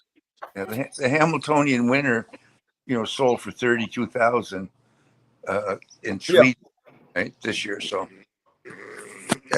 Son said that guy knows something about a trotter. I can tell you that. And horses seem to, whatever his training skill this regime is, boy, they don't get tired, and he knows how to point them in the big races, right? So, but we got guys that are pretty good yet. So it goes in streaks. Yeah, cycles. Yeah, for sure. Yeah. But I mean, I think Dunn is going through a streak like you went in the '80s. Campbell had those streaks where just everything's just going right. He's in the right place an awful lot. Donnie, you're just sitting up there not saying anything. You guys are saying it all. I don't know how the track is. Donald, sorry. I don't know how the track is at the Meadowlands today, but it was pretty impressive when I heard that the winner of the Hamo he pulled the shoes off. And I remember back when I raced there, you needed a grab. In fact, everybody went from steel to running horse plates, aluminum shoes with a big grab on the toe. You had to have it back then. That was in the 80s. Now, I don't know how the track is now, but when I heard that trotter that won the Hamo pulled all the shoes off, it was amazing to me how he got over that track, unless the track is a lot different today than it was back when I was there. Well, how Now, about this would be a question for the four of you. I have no clue, but Aki pulled the shoes on everything. He waited till about, I don't know, the third race, and then pulled the shoes on, I believe, every horse in the stable. There were a couple others that pulled the shoes. Melander pulled the shoes on Periculum. I believe there was a Luther horse that pulled the shoes. There might have been 3 others, but Aki pulled the shoes on everything. So that's a pretty bold thing, right? So how do you explain that you could just pull the shoes on the entire stable? here? If you listen to the interview with Grell, when he said that Sarah Swanstead is a great track person, and she told him exactly how to have the track to suit their horse. I did hear that, but I didn't want to say anything. How about that? How Jeff's got no filter, I guess, right? I mean, that's correct. That's unbelievable. That's unreal. He owned the place and the race and the horse, and said that she told his people, or told him to tell his people how to have the racetrack for their horse. Imagine. Mm-hmm. Because I was going to say it's okay to race barefoot, but that track has to be of excellent condition, for you to be able to get away with it. Yeah. A horse can easily bruise their feet, break a coffin bone, break a bar Yeah. in their foot. I mean, easily could happen. Yeah. So the track has to be like velvet, like a pool table. So you Or you to you train, me, you trained a lot of horses, Donnie, back when you were yeah. training. Horse you raced barefoot. How many? Yeah. I'd say two. Two Yeah. that we pull the shoes before the race when the track was at that kind of condition. Yeah. And one of them was a horse that we got from Tactor called Right. Sassy's Victory. Right. And we'd pull her shoes, and it did make a big difference. But what did she end up doing? She ended up breaking a bone in her foot. Okay, Yeah. so it's something that you can't do all the time, and it's something that the track condition has to be just perfect Yeah. to fit that. And the track can't be too deep. It can't be too hard. It has to be just right. Like I said, like velvet, Yeah. like I you've seen it. The track, by the time you go over a track and you see puffs, little puffs like coming up as the horse hit the ground. And it was like powder, you yeah. know. And to me, that's the ideal condition. But, hey, whatever works for people, what can I say? He does a lot. That the horse he won the Maple Leaf Trot here with, the Italian horse, that he only had one start. That was his first start. He won the Breeders' Crown later, but it was in August. I made the presentation to Mhm. Sarah. I go on the track. He had no shoes on in front, and he had a rib bell boot on one foot and just a brown gum rubber bell boot on the other, right? Wow. Hmm. His toes behind, there was dirt up about an inch perfectly on both hind feet. Obviously, he was fairly sound. To Right. go like that, to get dirt out, on one Yeah. side, the other. Hmm. But that horse, to me, that was remarkable. And he won in 151 that night, and he wouldn't blow a match out. I mean, he wouldn't blow a match. Amazing. So he was conditioned, and Aki, if you notice with Aki, when he takes the shoes off them, he puts bell boots on them. Hmm. Always does. The brown, sometimes the rib ones, which are a Right. little, or just rubber ones. Interesting. Yeah. But I go back to what they asked Stanley in an interview. It's still on YouTube. They talked to Uncle Stanley about Donorail, and they Yeah. were doing an interview with him. Yeah. And they were talking about, how great the Swedes were doing. The Swedes were doing fantastic. And they said, you see the way that they train their horses. And they said, what do you think about that? And he says, well, if it works for them, Yeah. that's fine. Yeah. But he says, I haven't seen any of them yet had 3 Triple Crown winners like I've had. Yeah. And he says, I'm not about to change the way I train my horses. That's right. Yeah. And I said, what a great answer. Well, I was on the Stan Bergstein show at the Meadowlands, and he was the same thing. He was saying how the Swedes have dominated the trotting world in America. I said, well, that's an opinion, but I said this year Chuck Sylvester won the Hamiltonian and Tommy Houghton was second. Mhm. So they burned around that year. So anyway, just like Mike said, it goes in cycles, and Oh, yeah. they buy a lot of horses, and they work hard, and they know what they're doing, and Yeah. it works for them, right? But like Stanley said, he's not going to change. I Right. remember when Ole Goop come over here and was going to drive.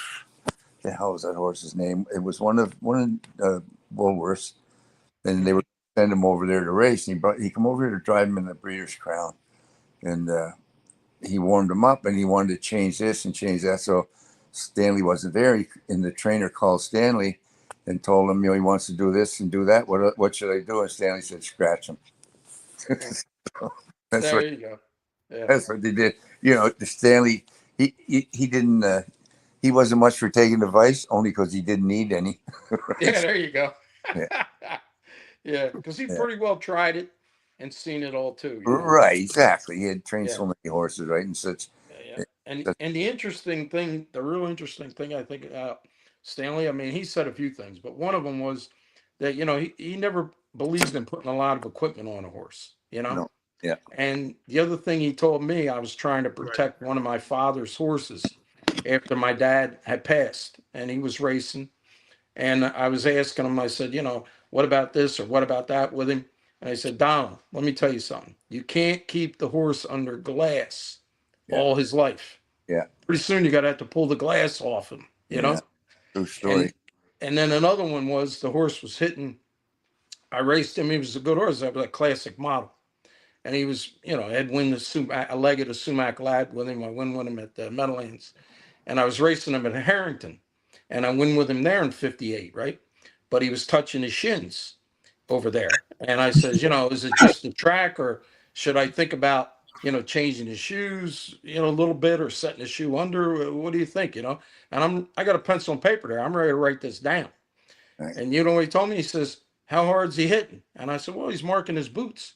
As he said, well, I'll tell you what to do. He said, when he wears them boots out, buy him a new pair. Yeah. He said, that's the only change. That's the only change you want to make. Let me tell you a story about your uncle. Let me tell you a story about Stanley. In 1978, I got even with the world, and I tried to turn my life around. And your uncle was one of the ones that we had lunch one day with Charles Slutsky, and Charles, you sure you're okay? You sure? Yes.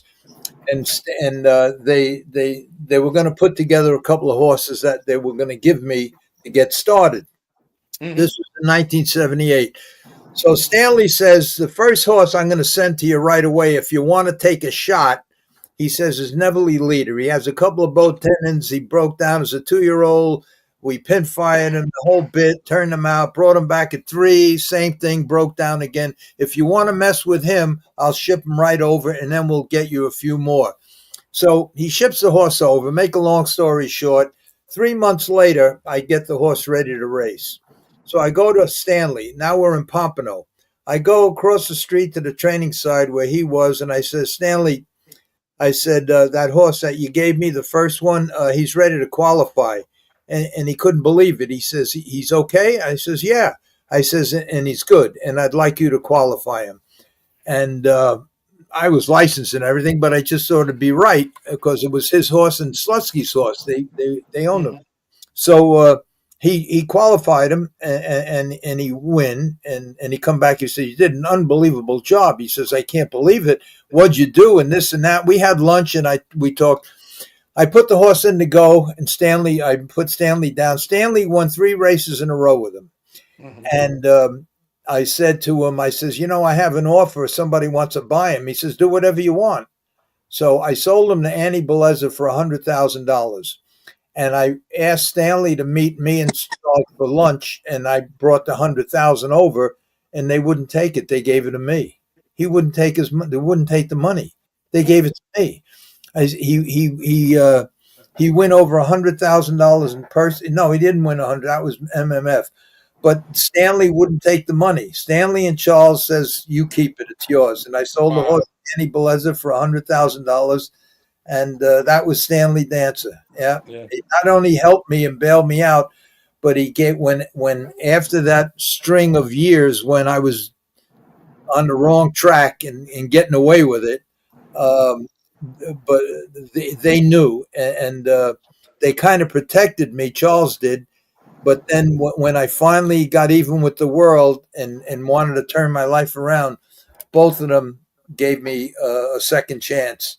And Stanley was a big, big help because once he got on board, then I got Alan August. I got a whole bunch of other people. And so he was a good guy to me. He helped me out a lot. And that was your Uncle Stanley Dancer. Yeah, well, thank you. Yeah, he helped a lot of people. He tried. He did. Mm-hmm. Donnie, could I ask you about this? I kind of know the story, but I think if you tell it, it's going to be a better story. When Dancer's Hope got sick, and I don't remember how long after that, but Duane ended up winning the Hambletonian, And Mhm. I didn't think Duana was that caliber of filly a month or two before the Hamiltonian. Did he know she was that type of filly? Yeah. Okay. Well, that was Dancer's Crown. Was Yeah. was the Dancer's top? Crown. Yeah, Yes. that was the top colt, and he looked like one of the favorites for the Hamiltonian, and then he got colic, and he ended up dying. The horse ended up dying. So then Joanna was, they put her in there, and my dad trained her that week before the Hamiltonian, and he said she wasn't good at all. He said she was roughing the turns, hopping in the straightaways a little bit, and he didn't know how she was going to race. But Stanley, I'm telling you, was just a very, I mean, he was great. You can't take it away from the man, but I think he had like divine guidance or protection, whatever you want to call it, because he was very fortunate as well. He was a very, he worked for the luck that he had. I'm not saying that he didn't, but he was also a very lucky guy too, very fortunate.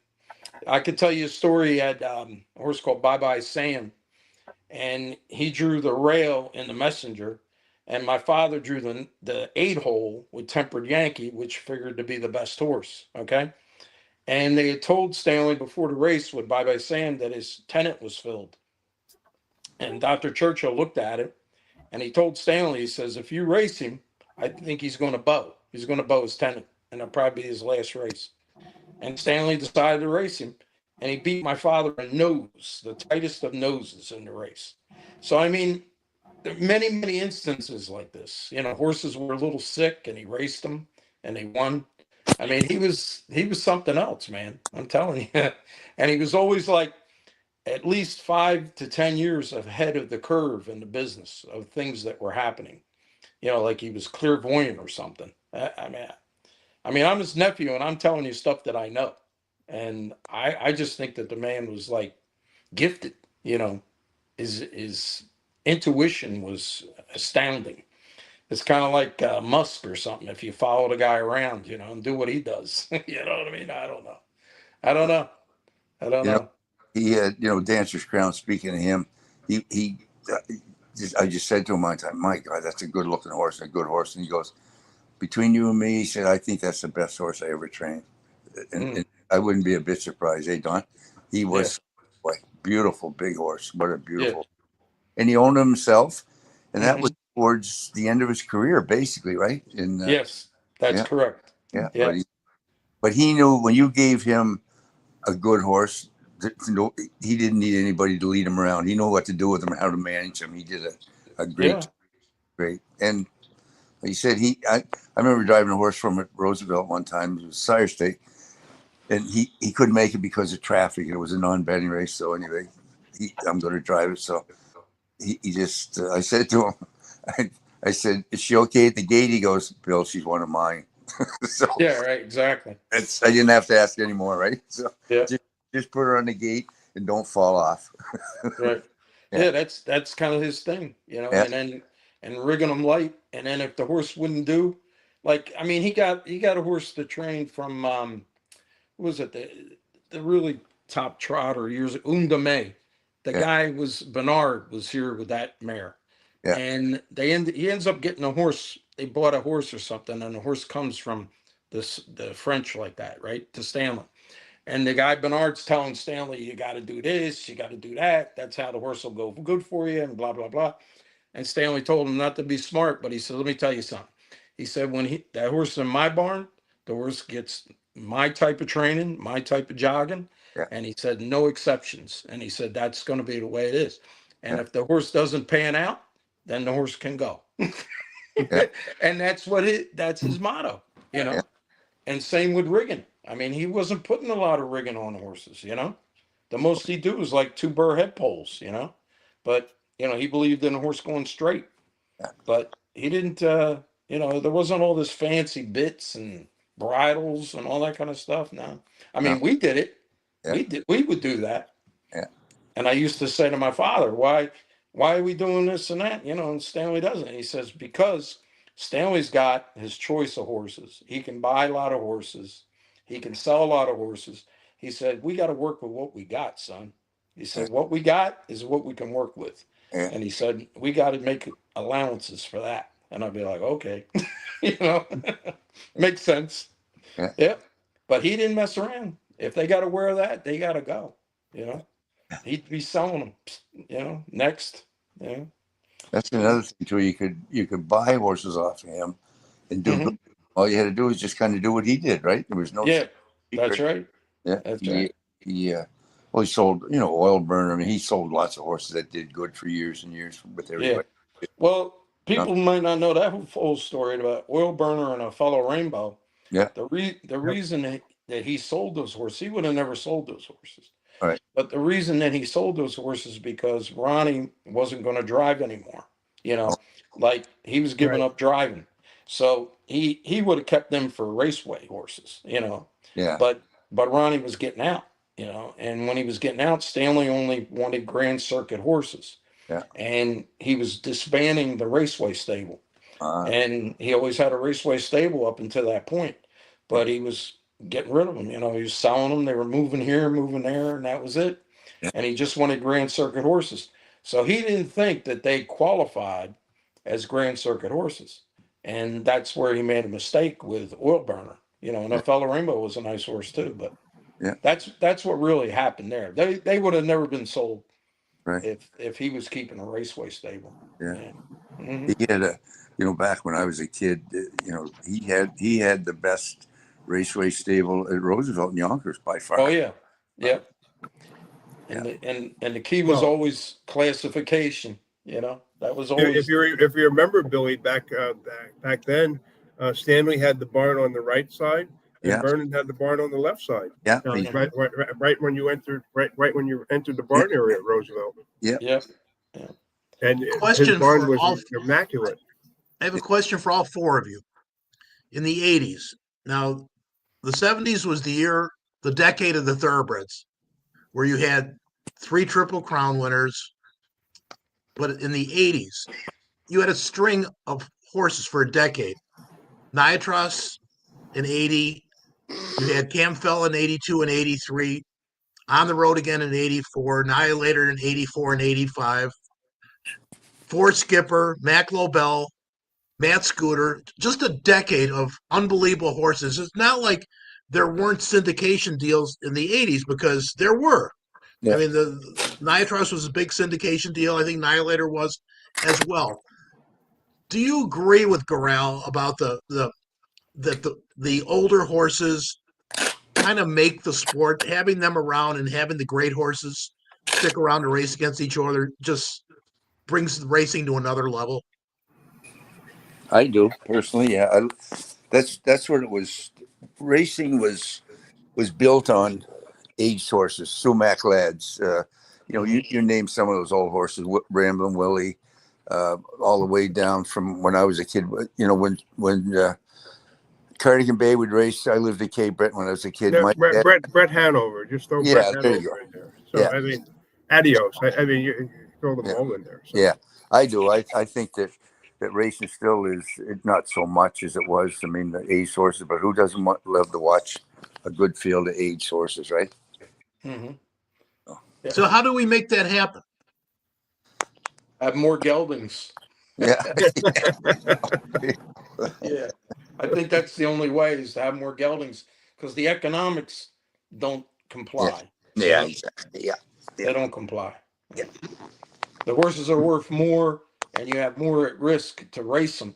Yeah. And they're worth so much money to retire them, to syndicate them and put them to stud, Yeah. that you can't afford not to, you know? No. Yeah. I think that's where the trouble comes in. Yeah. Economics, yeah. But it also changed, our business changed drastically, because you used to buy your horses to be race horses, not to syndicate them. Yeah. So when you go to the sales, you were buying your yearlings, and you were basically going to have your yearlings as 2-year-olds, 3-year-olds, 4-year-olds, 5-year-olds. They become your raceway stable. Mm-hmm. And that's the way most of the stables operated back, I'm going to say, in the 60s going into the 70s. And I think it started changing in the late 70s at that point. And, when Lou Gaida came in, I think that was when the big change came. So, Yeah, I agree. Yeah. Yeah. Mm-hmm. But, yeah, guys that had just yearlings back in those days, right? They might have a split stable, like leave like Stanley's a perfect example. Go to Florida with the Colts and have a racehorse stable still at the major race. Mm-hmm. Right. Exactly. But they're And, worth so and much more money to put them out the stud Yeah. Oh, than, now. than they are to race them. And then how about if they get hurt? How about if they get hurt racing? So Yeah. then you miss that year of breeding the horse. Yeah. So so unfortunately that's the nature of the beast, I'm afraid. But And like I said, if they're geldings, that's no problem. yeah. Yeah. Well, and there's always every year we say, "Oh, there we go, we lost another great racehorse," but the next year is just as good. With the ones that were the second or third or fourth liners there, right? As 3-year-olds, they come Hmm. back and Cattle Wash. There's a perfect example, right? There's a Hmm. 4-year-old. He beat the aged horses twice in two big races. I think the TVG and the Houghton. I think he won both of them, right?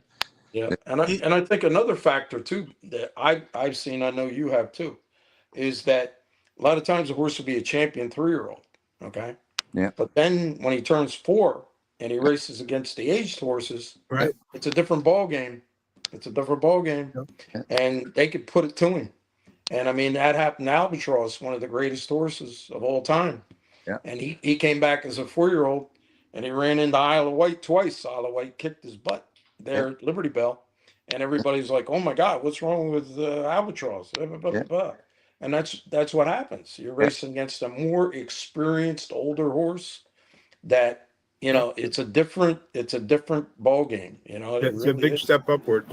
Yeah. It's That's like I early in. guess not comparing. Maybe I'm wrong, but it's comparing like Kobe Bryant when he was coming out of high school when he's going into the NBA, Yeah. and then he's playing against some of the greatest players of all time. And Yeah. yeah, he's going to score points, but you can't beat that experience, in that class, that these guys got, and know little things to do to you. Well, Captain Treacher's is a perfect example of that, right?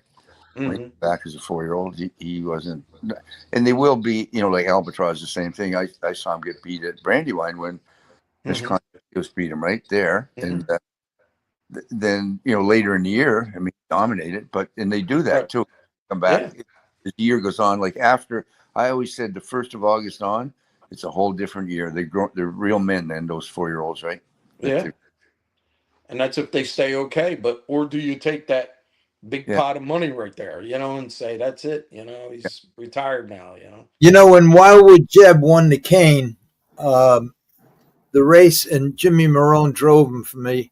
The race after that was the jug, but the week before the jug, in between the cane and the jug, they had a preview race, the jug preview, and it was going to be held at Scioto.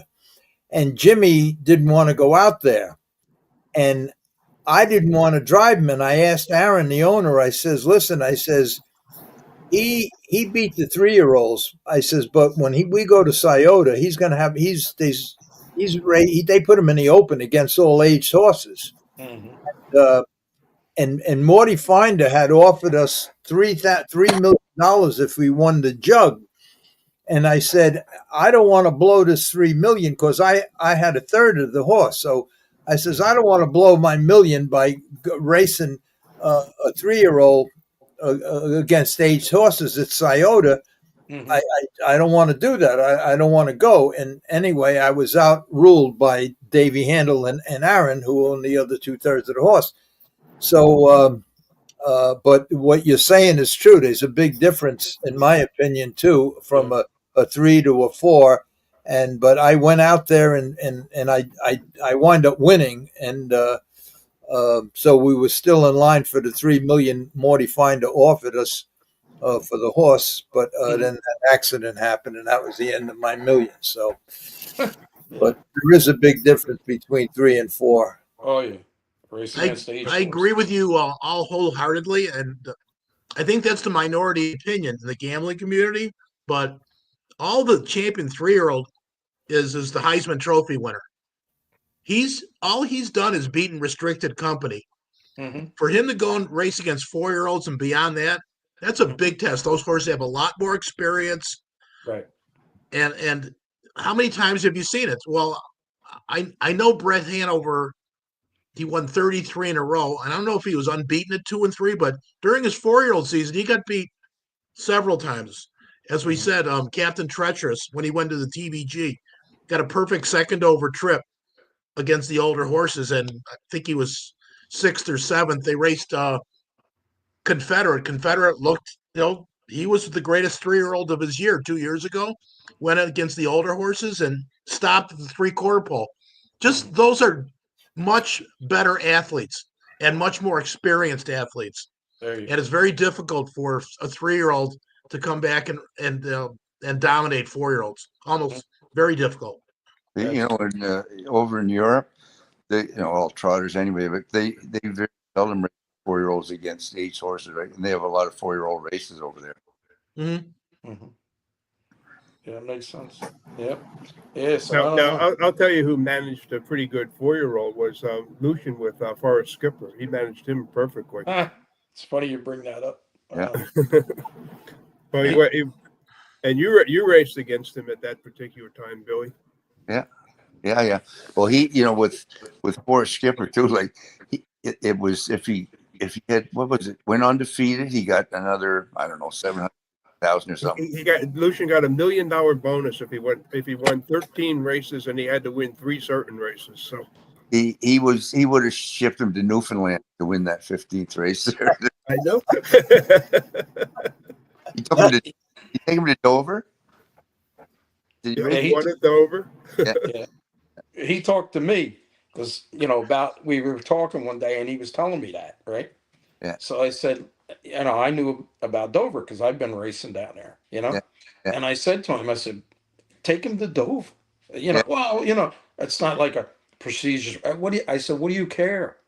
If you got to get 15 wins or 13, whatever it was, I said, take him down there. What's the difference of what you're in against? You want to be in cheap, So I said, they'll take the horse just for publicity. They'll take the horse. And he said, you think so? I said, yeah. So that's what I know he ended up doing. But yeah, that's what I say, man. Come on. I mean, I believe Mr. Guida would have done that reversed. He would have done that. When they took that money to the bank, I bet they never asked where he got it. Yeah, what race he won? What was the last race he won? To qualify. Yeah, you're right. 100%. Yep, that's true. Yeah, isn't that something? Wow. Yeah, well, he left himself open for that one. I remember he almost got beat in Chicago. He just wasn't himself. Yeah. But halfway down the stretch, he looked like he was going to get beat. And he just had one of those days where he just didn't bring his A game, but he did win. Yeah. But exactly. He was a phenomenally fast horse. He was lucky to be alive because he had a reaction to an antibiotic right early in the year. He almost died. Wow, that I did. Yeah. And he was back. He missed a lot of his training, and he'll come back and still won, right? So he was a good horse. Absolutely, he was. He I remember he parked me the whole way in the Pilgrim Pace, and I had Annihilator and Armbo Dallas. So when I come back in, Houghton said to me, "What were you doing?" I didn't think he parked me. He said, "You're the only guy in the tri-state area that knew that he wasn't gonna." Yeah, right. He said he told everybody he thought if he parked him, he could beat him. I said, "Well, there's a difference between beating him and getting him beat." Yeah.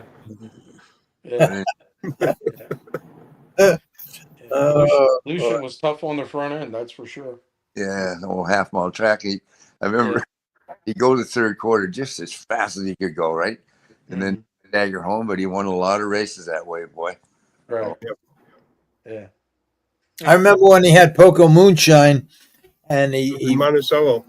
Monticello, and Poco Moonshine had a full brother that couldn't beat the 2,500 claimers. So Lucian bought the full brother and turned him out for life, just retired him. And, I don't think anybody ever knew he had a full brother. He was by a horse called Singing Sword. He came to Nova Scotia, that horse. Buddy Walker had him. And he was tired of Poco Moonshine. He brought Poco Moonshine to Sackville and won. They used to have a race there every year, the BC Memorial, and he won that with them down there, Poco Moonshine. Wow. You talk about brothers. they bred Hanover as Stanley and my father both looked at Brett Hanover as a yearling, right? Yeah. And my dad loved him, and Stanley liked him too. But Churchill's told him that he thought he was too big and he wasn't going to make it as a 2-year-old. So my dad still liked him and still wanted to buy him. Right. And the owner that we had, the big owner at the time, was George Huss, Valley Farms, and he went up to 49,000 for the horse, and he brought 50, and that Truman Dowling bought him for Frank Irvin, right?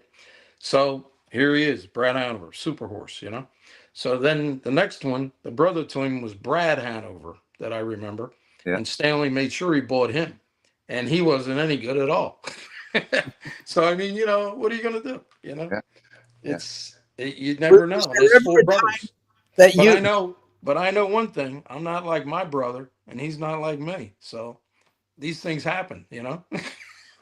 maybe between Michael and Bill and Donald and Freddie, you can answer this question because I think I only know one. Uh, Two full brothers that became both world champions, and the only ones I remember is I think Stephen Smith and Irvin Paul, and that was 100 years ago. Mm. Um, do you know any full brothers that became? Was Romulus for a full brother with Romeo? Yeah. Yeah. Hmm. Yeah. They were Hmm. full brothers. Yeah. Hmm. That's Yeah. it. Few of them. The Panda. What do you call them? Pandarosa? Not Pandarosa. Not Ponderosa. I know who you're talking about. Yeah. He was a stud up here. The pan. What the hell was his name? He was a Triple Crown winner, and Eddie Lohmeyer's horse. They were brothers, right? Two of them. Landslide. No. After him, he was a fellow horse. He was a camp. They were half brothers. They weren't full brothers. What the hell was either one of them were not very good sires, but Hmm. Pacific Yeah. fella, and Hmm. anyway, Dave Miller drove me. He won the Breeders' Crown. They were both world champions. Yeah. But like I said, you would think this would happen more often, but it doesn't. You know. And Well, yet they'll turn around and that'll give that family a few years of them bringing good every year just because of the one, you know. yeah, And they'll come back for more and more and more.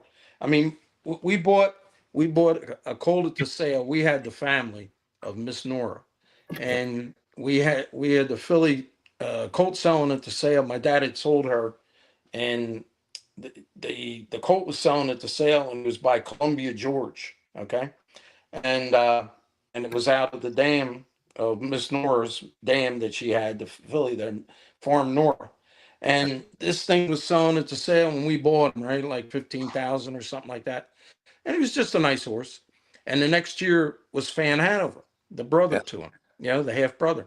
And he looked at her, but he says, "Hey, we got the whole family. We got Miss Nora, we got all the sisters, the dams, and everything." So he said, "We don't need to buy her." And she turns out to be the real champion. And the only filly to ever win the Little Brown Jug, I yeah, believe. She was yeah. the only filly. So I mean, like, go figure. That's what makes this game so interesting, honestly, because if the people with all the money, they buy all the good horses, which is maybe what's happening right now. But still, somebody can come up with a good one. A top Oh, horse for 20,000, 30,000, or a homebred that's a champion. And it can yeah, happen. But not that you can't say that in a lot of other businesses. You got to have the money. yeah. But this game, you can't just go by the bloodlines. It's just you could have a full brother or a full sister, and doesn't mean it's going to be a champion too by any means. By any Our means. friend Gregory Peck says Miles McCoo and Magical Mike. Hmm. Yeah, there you go. Okay. There you go. You Yep. talk about that, Donnie. The Hamiltonian, the prestigious race for trotters, Hmm. and the Yeah. one he was by a trotter out of some beach somewhere, man, right? So Mm. Right. and sold for 32,000. So there goes all the big money thing out the window. But Yeah. my right there at the Hamiltonian, he said, when someone said, "Oh, he's out of a pace and mare," he said, they were all trotters. They're all trotters. We make pacers out of them. We make them pay. We tie their Hmm. right. So Right. Yeah, it's interesting, but like I said, you would think that that would matter more. But you go with human beings; it's not even the same with humans. You know, like oh, you know, I got a sister. She's a hairdresser. yeah. You know what I mean? Yeah, Like our I know brothers it's not are the it's not same exactly system. the same, but 50 years ago, Secretariat won the Triple Crown, yeah, Hmm. and they syndicated them for 6 million. And I'm sure people chased those bloodlines for a decade, if not more. yeah. Right. And the horse died. And when the horse died, he wasn't a very big sire.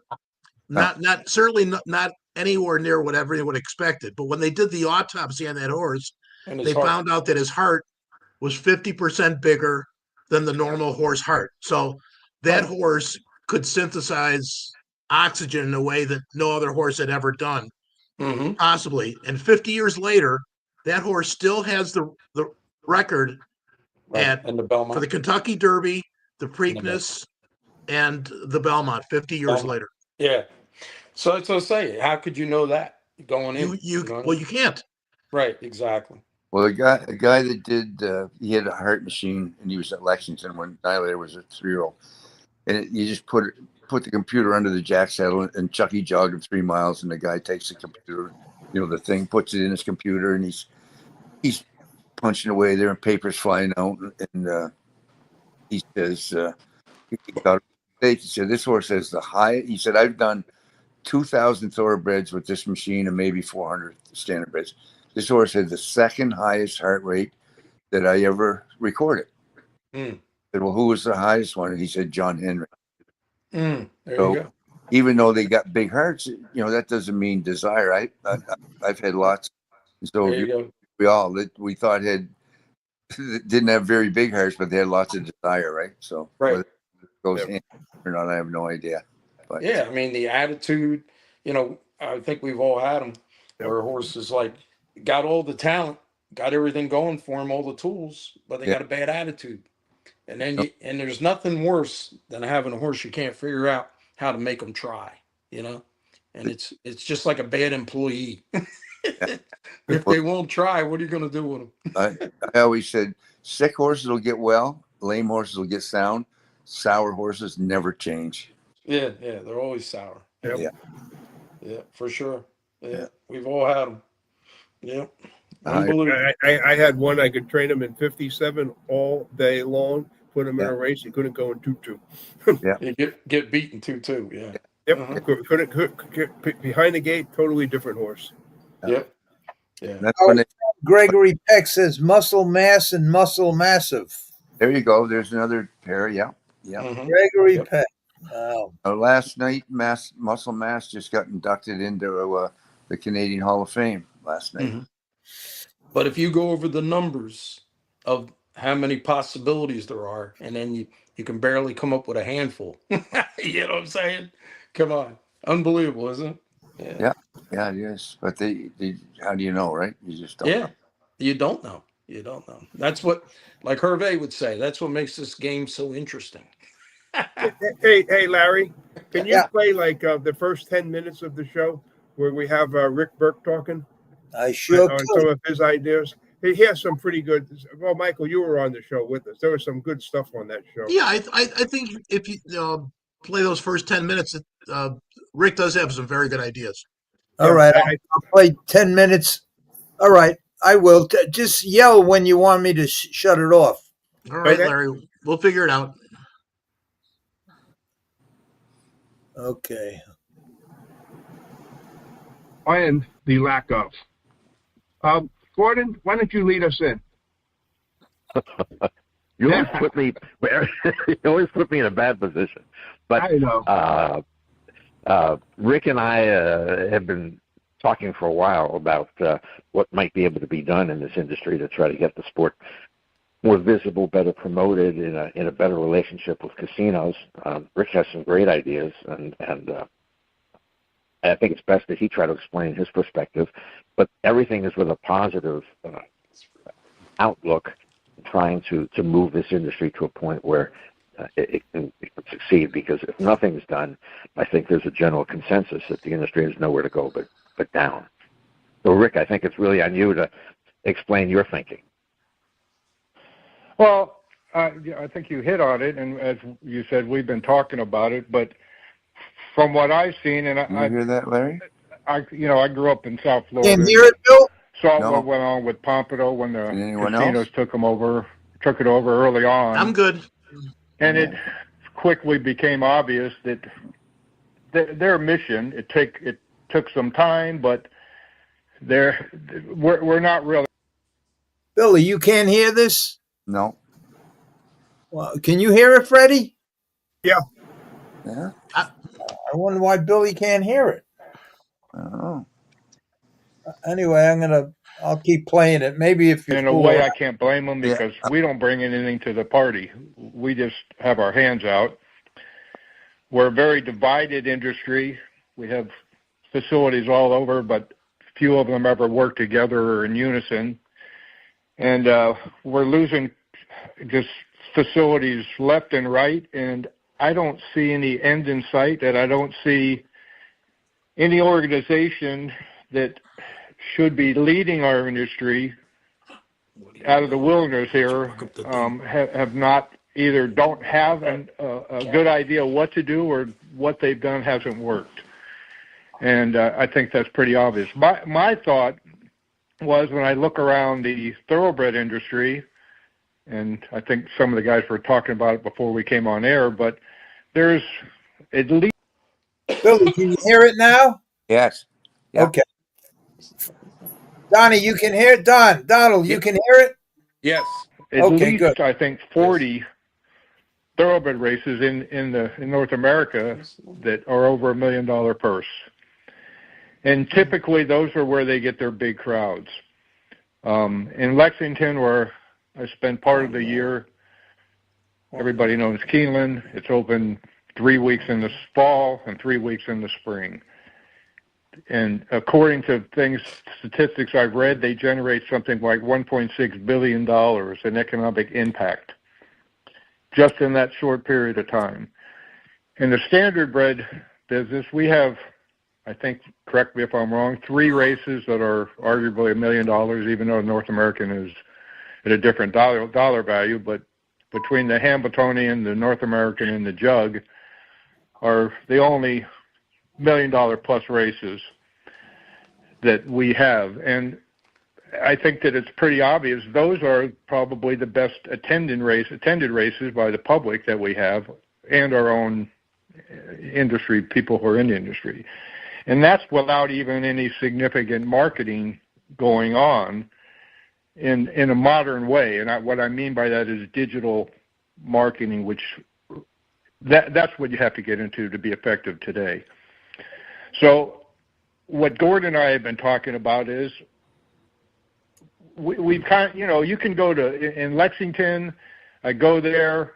I was shocked to find out when Pompano closed. I bought a place up in Lexington, and I was really shocked to find out that very few people in Lexington, whether they're my neighbors, wherever you go, you'd be hard pressed to find somebody who knows that the Red Mile exists or that harness racing goes on there.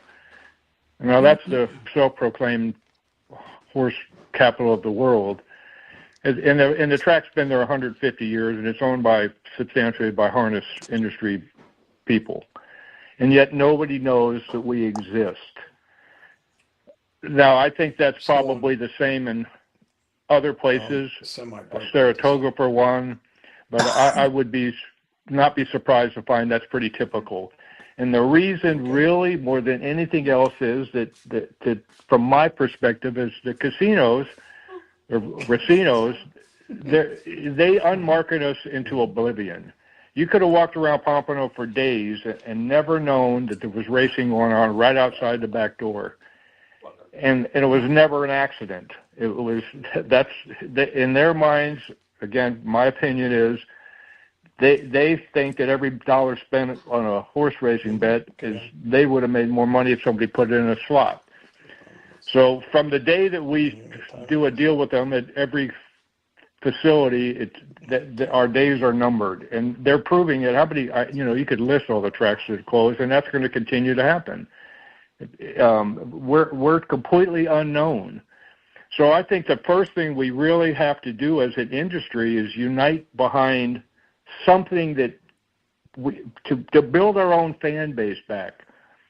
And we can't do, the racinos are not going to do it, and the racinos run the tracks basically now, with the exception of, I think, Jeff Gorell's, but most of them, and they have no interest. Their interest is in the other direction. So we basically, I think, have to take the bull by the horn ourselves and find a way to create some of our own fan base, and we're going to have to do it market by market because we're so divided.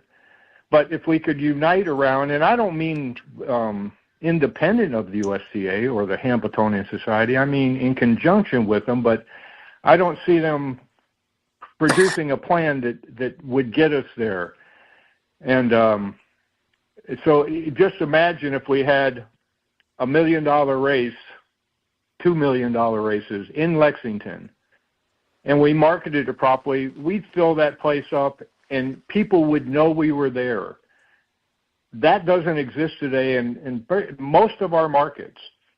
So we have a vehicle to do it. We prove it every year by the crowds we get for the few $1 million events that we have. And so some of our, Gordon and I have been talking about, is creating what we call, I think it came up on Freddie's show a couple of weeks ago, about a Grand Slam event where we took 4 of our big events and made them just like a pacing Grand Slam. And some of this I'm making up as I go along, I mean, because none of this has been decided by anything, but I'm just, for purpose of our conversation, if we had a pacing Grand Slam that we marketed as $1 million races, $4 million races, and then the Breeders' Crown, which is also a $1 million plus race. So if you had the North American, the Adios, the Pace, and the Jug, and then the Crown, you could create $5 million races. We need, and some of these are already in, we're talking about, but we're trying to create an event that people would, we want to fill the stadium. I mean, having turtle races or, all these kind of races don't matter if there's nobody in the stands, or they only come for that. To me, throwing rubber duckies in the cars is what you do when you're entertaining between races, not to get people in the stands. So that's kind of the gist of what we were talking about. How do we create something, an event like that we market as one ongoing event where we can pick up radio, or even, I guess in some local markets, radio too, but TV, start digitally marketing this as a big event. And our goal is to create awareness and build a fan base market by market. Now, if you like I said, go back to Thoroughbred, that's pretty much, to me, how they do it. When you go to Thoroughbred tracks, other than when there's these big events, they're not really, besides the simulcasting rooms, are not well attended, but they live off these great big events. And, that's kind of the gist of what Gordon and I have been talking about. Jordan, you want to add anything here? I'm going to throw this in. Basically what you're saying is that we, the harness racing industry, has to promote ourselves to exist and to survive and to get the sport back on track. Also, I'm just going to point out that this is Freddie speaking, by the way. Also, I'm going to point out that the Thoroughbreds, they did a tremendous amount of market research, and they basically copied that plan. It's already there, and all we have to do is copy it and adjust it to harness racing. It has already been done for us. So, and that was a big money thing that they did. All right, Michael, Larry, did you want to say I something think in we here? can cut it off now. Yes, I want to echo your. Okay. Okay, that was a pretty good show. And when we go further into the show, Gordon's putting a business plan together along with Rick and I guess his cousin Mark. But just so people know who Rick Burke is, Rick, he was the founder of the health clubs, Planet Fitness. Planet Fitness, and you fit or something like that, or Your Fit. Mm-hmm. Two different things, and so he's very substantial, and he's done a lot of serious marketing. He's been very successful on the marketing. So, but there's some good stuff coming out of that. Mm-hmm. Yeah, but Billy, we are putting a committee together, and Donald too. We definitely want to get you guys on there, and so I'll fill you in a little bit more as we move forward. It's we're moving forward. So, the thing with our industry, and we've seen it for years, right? That nobody wants to give up anything, right? They all want to be the place, right? And it just can't happen. You got to pick, like, Rick said that there's $3 million races. We have $3 million races here in Canada alone. We have the North American Cup, we have the Mohawk Million, and we have the Metro. They're all $1 million races here, right? And, along with the other ones. And it's, and they're well attended, like you said, and those are the nights that we get people out. And the racetrack, meaning Mohawk and Woodbine, they market them pretty good too, right? Those nights. It's like digitally. This past week, we have a little bit at Coast, so we have a little bit of marketing money. So we did the Facebook Live shows, and they were popular for the first pandemic years, and that's why we did it, because people were locked up in their houses. So this past week, on our local TV station here, CHCH, it's one of the few independently owned TV stations yet, and it's in Hamilton. So there's probably 2 million or 2.5 million people that are their potential viewers. For $800 a week, I put an ad there, just a banner on the bottom, on the 6 in the morning till 10 o'clock in the morning show, and it was shown 8 times an hour for all 4 hours, from 6 till it's a 6 till 10, but it goes 6 to 8, and then it's a rerun from 8 to 10. But 8 times an hour. I don't know if it did any good or not, but I'll find out, and I'll talk to the lady tomorrow. How do you know? You don't. It's so subjective anyway, but it didn't hurt. I heard people saying, "Joe, I saw your ad on TV," and it was just come to Grand River for the Battle of Waterloo and the Battle of Bells, and bring your family. It's a family day out. Does it hurt? Does it help? I don't know.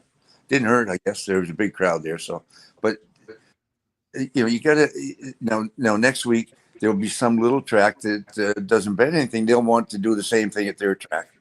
Well, is it worthwhile? I don't. That's where you run into. Nobody seems to want to be on the right page. And we, North American Harness Marketing Association years ago, Norma, that was we had a pretty good guy, that Bob Roselli, good marketing guy. He was Vince McMahon's roommate in university. And he, for $100,000, he was going to guide us a little bit, and they voted it down. So that's what you're kind of, or we're up against, right? So hopefully we've come a long way since the middle '80s. So one of the things that I see with the thoroughbreds, and Michael, you can give the figures here. Del Mar opening day. What did they charge? What did they do? Del Mar can seat over 30,000, but for opening day, they made it a more comfortable facility, so they sold it out at $21,000. 21,000 was a sellout, and they sold out. They were charging for everyone $73 to get in, and sold out. Yeah. Now that is opening day. It's a big to do, but they also did a wine festival that day. They had 150 wineries represented there. They did 21 million in handle. Yep. This is all. We're horse racing. We are horse racing. This is in front of us. We can do this if we basically work together and start pulling together. I don't think we could do the 21 million, but I do think we could get our handles up to 15. We certainly could learn a lot from the thoroughbreds, and I honestly don't know how much we can learn from each other, because the thoroughbreds plan seems to be way better. Well, I got their plan, so I sent it to Gordon. Yeah, but you know what? They also said, Rick and Gordon, the plan that you're talking about that they're writing you're going to need more than $2 million to carry Well, through. if you listen further in the show, that's included in there. So that's covered a little bit later in there on how to raise the money and stuff. It was a long show. It's 40 minutes long. You should listen to the whole show. That is covered in there. Okay. That's key. If if you had the money and got people on board, but they have to have the industry as a whole, at heart, right? Not worrying about Right. That's the hard part for, it's like the old positive test thing, right? Every trainer that wants, when another trainer gets caught in a positive test, you want him barred from the business. But when it happens to him, it was contamination. So, But Naira has found a way to get their product on a network 25 hours a week. Yeah. Now, nobody's saying we're going to get on network 25 hours a week, but can we fund something streaming that shows us an expanded version of what I think the Costa show is wonderful that Blanchard does. Right. Even something like that, especially on the big days, talk to some owners, talk to some people that I mean, I realize Thoroughbred they're way ahead of us, but I think a show like that, and I think Blanchard might be arguably the perfect person to do it. Yeah. Yeah, absolutely. And they've done all the marketing and research and all the surveys. They've done everything for us. All we have to do is tap into it. And I basically just sent all this stuff over to Rick and Gordon yesterday. I should have included you on it too, Michael. I'm sorry I didn't. And I'll get that over to you too, Bill. So yeah, it's the work's been done. We just have to implement it and adjust it to harness racing. The work has been done. So they've plowed the ground. We just got to harrow it. Well, we're 10 years behind them, maybe 15 now. Yeah, maybe. I think, Larry, you should start answering some of these questions over here. They're starting to build up over here. Okay. Now, Manny, the truth is your Manny guy. You know that. Well, I have look, Manny's my friend, and he's not going to like what I say right now. But I would much rather listen to Billy O'Donnell and Donald Dancer and Michael and Freddie than listen to anything that Manny has to say. Don't say that. No, I'm saying it. I'm talking about you pertaining to the horses. And he's my friend, and he probably won't be no more after I just said this, but that's the truth. I'm not going to listen. I'm not going to answer. Manny has 30 or 40 comments on here, and he's my friend. And to me, not one of them makes any sense. I'd rather listen because look, he's 42 years old. Before he was born, I was in the business. And I get crazy. I just move along, Larry. I'd rather listen to you guys than listen to him. And the one thing that I did answer the first one he was about that horse that win $6.5 million and all that stupid, And so look, he's my friend. If he was going to come on here and we were going to have a show how to build a house, I would put him front and center and listen to everything he said. And if somebody in the horse business contradicted him about building a house, I'd tell, shut the fuck up.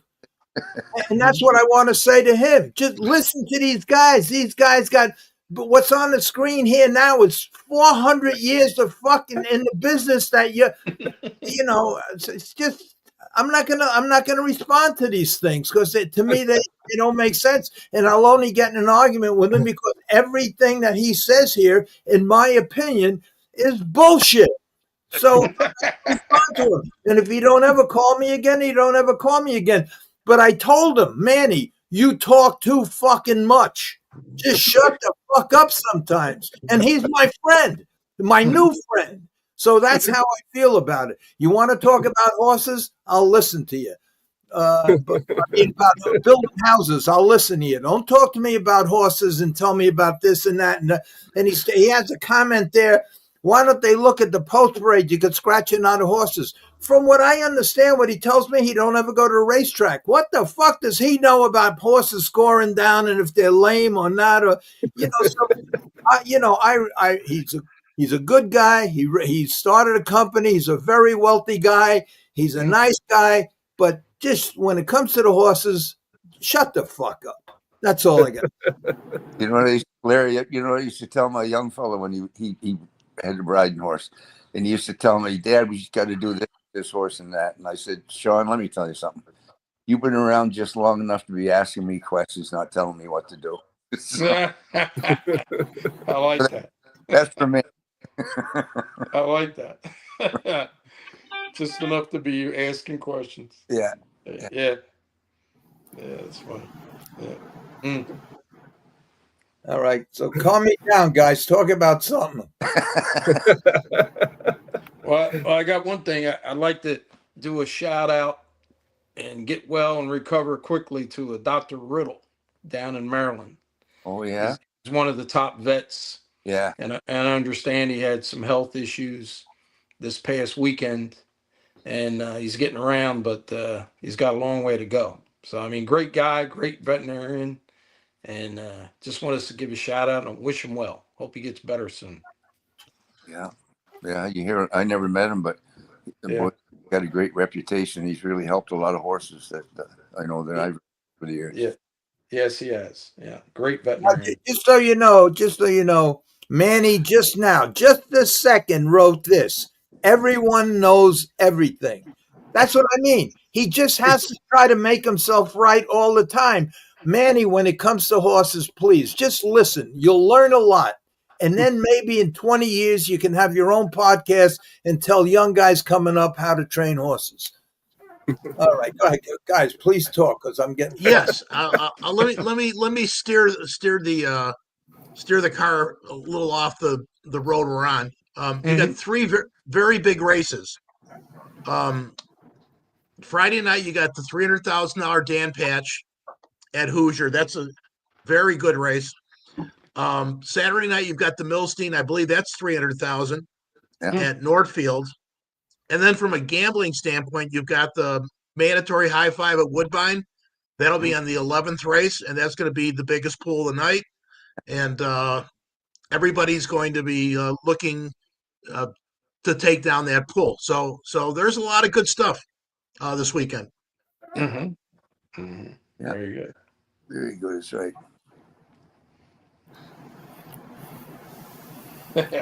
I think Larry's brought us ready. We're ready for pay-per-view after the last 5 minutes. That was like a Don King performance. I don't look. Everybody that comes on here, the only thing I ask is just be respectful. That's all.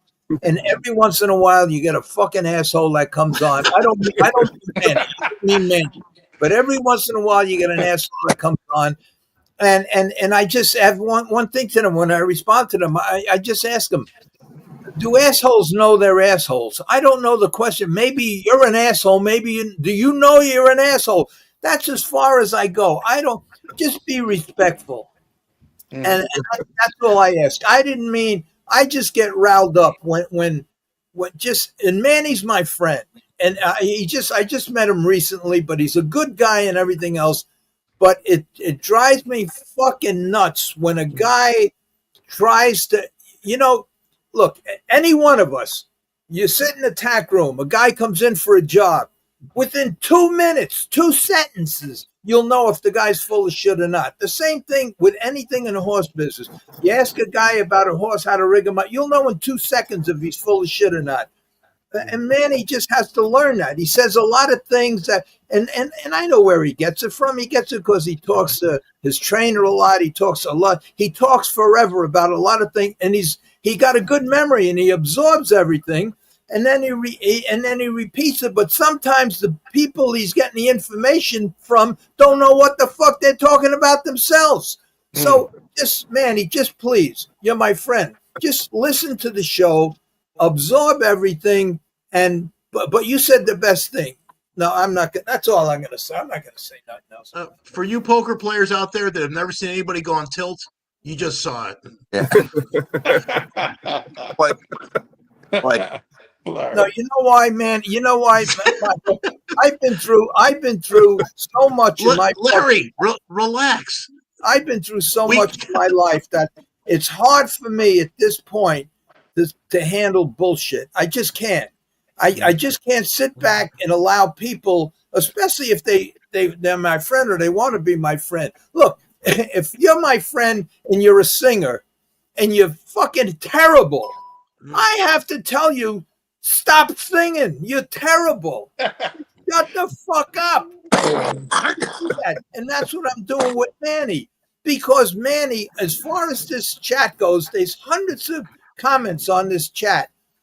Everybody, probably half, 3/4 of the people on here, read Manny's stuff and they think they know what he's talking about. There's other guys like Steve Nance on here that knows Manny's full of shit, but you know, so I'm trying to. I'd like to have him on the show. He came on the show once. Just listen, Manny. Just listen and stop comments because 90% of your comments are wrong. Jackie Leonard would be proud. Well, when you guys are a lot younger than me. I've been through a lot in my life, and I deserve the right to say, shut the fuck up. I don't want to hear no bullshit. Can't take it anymore. I've been through it all. I took my fucking lumps when I had to take my lumps. I lived on park benches. I ate fucking pigeons and ants. I deserve that fucking right. I survived this long.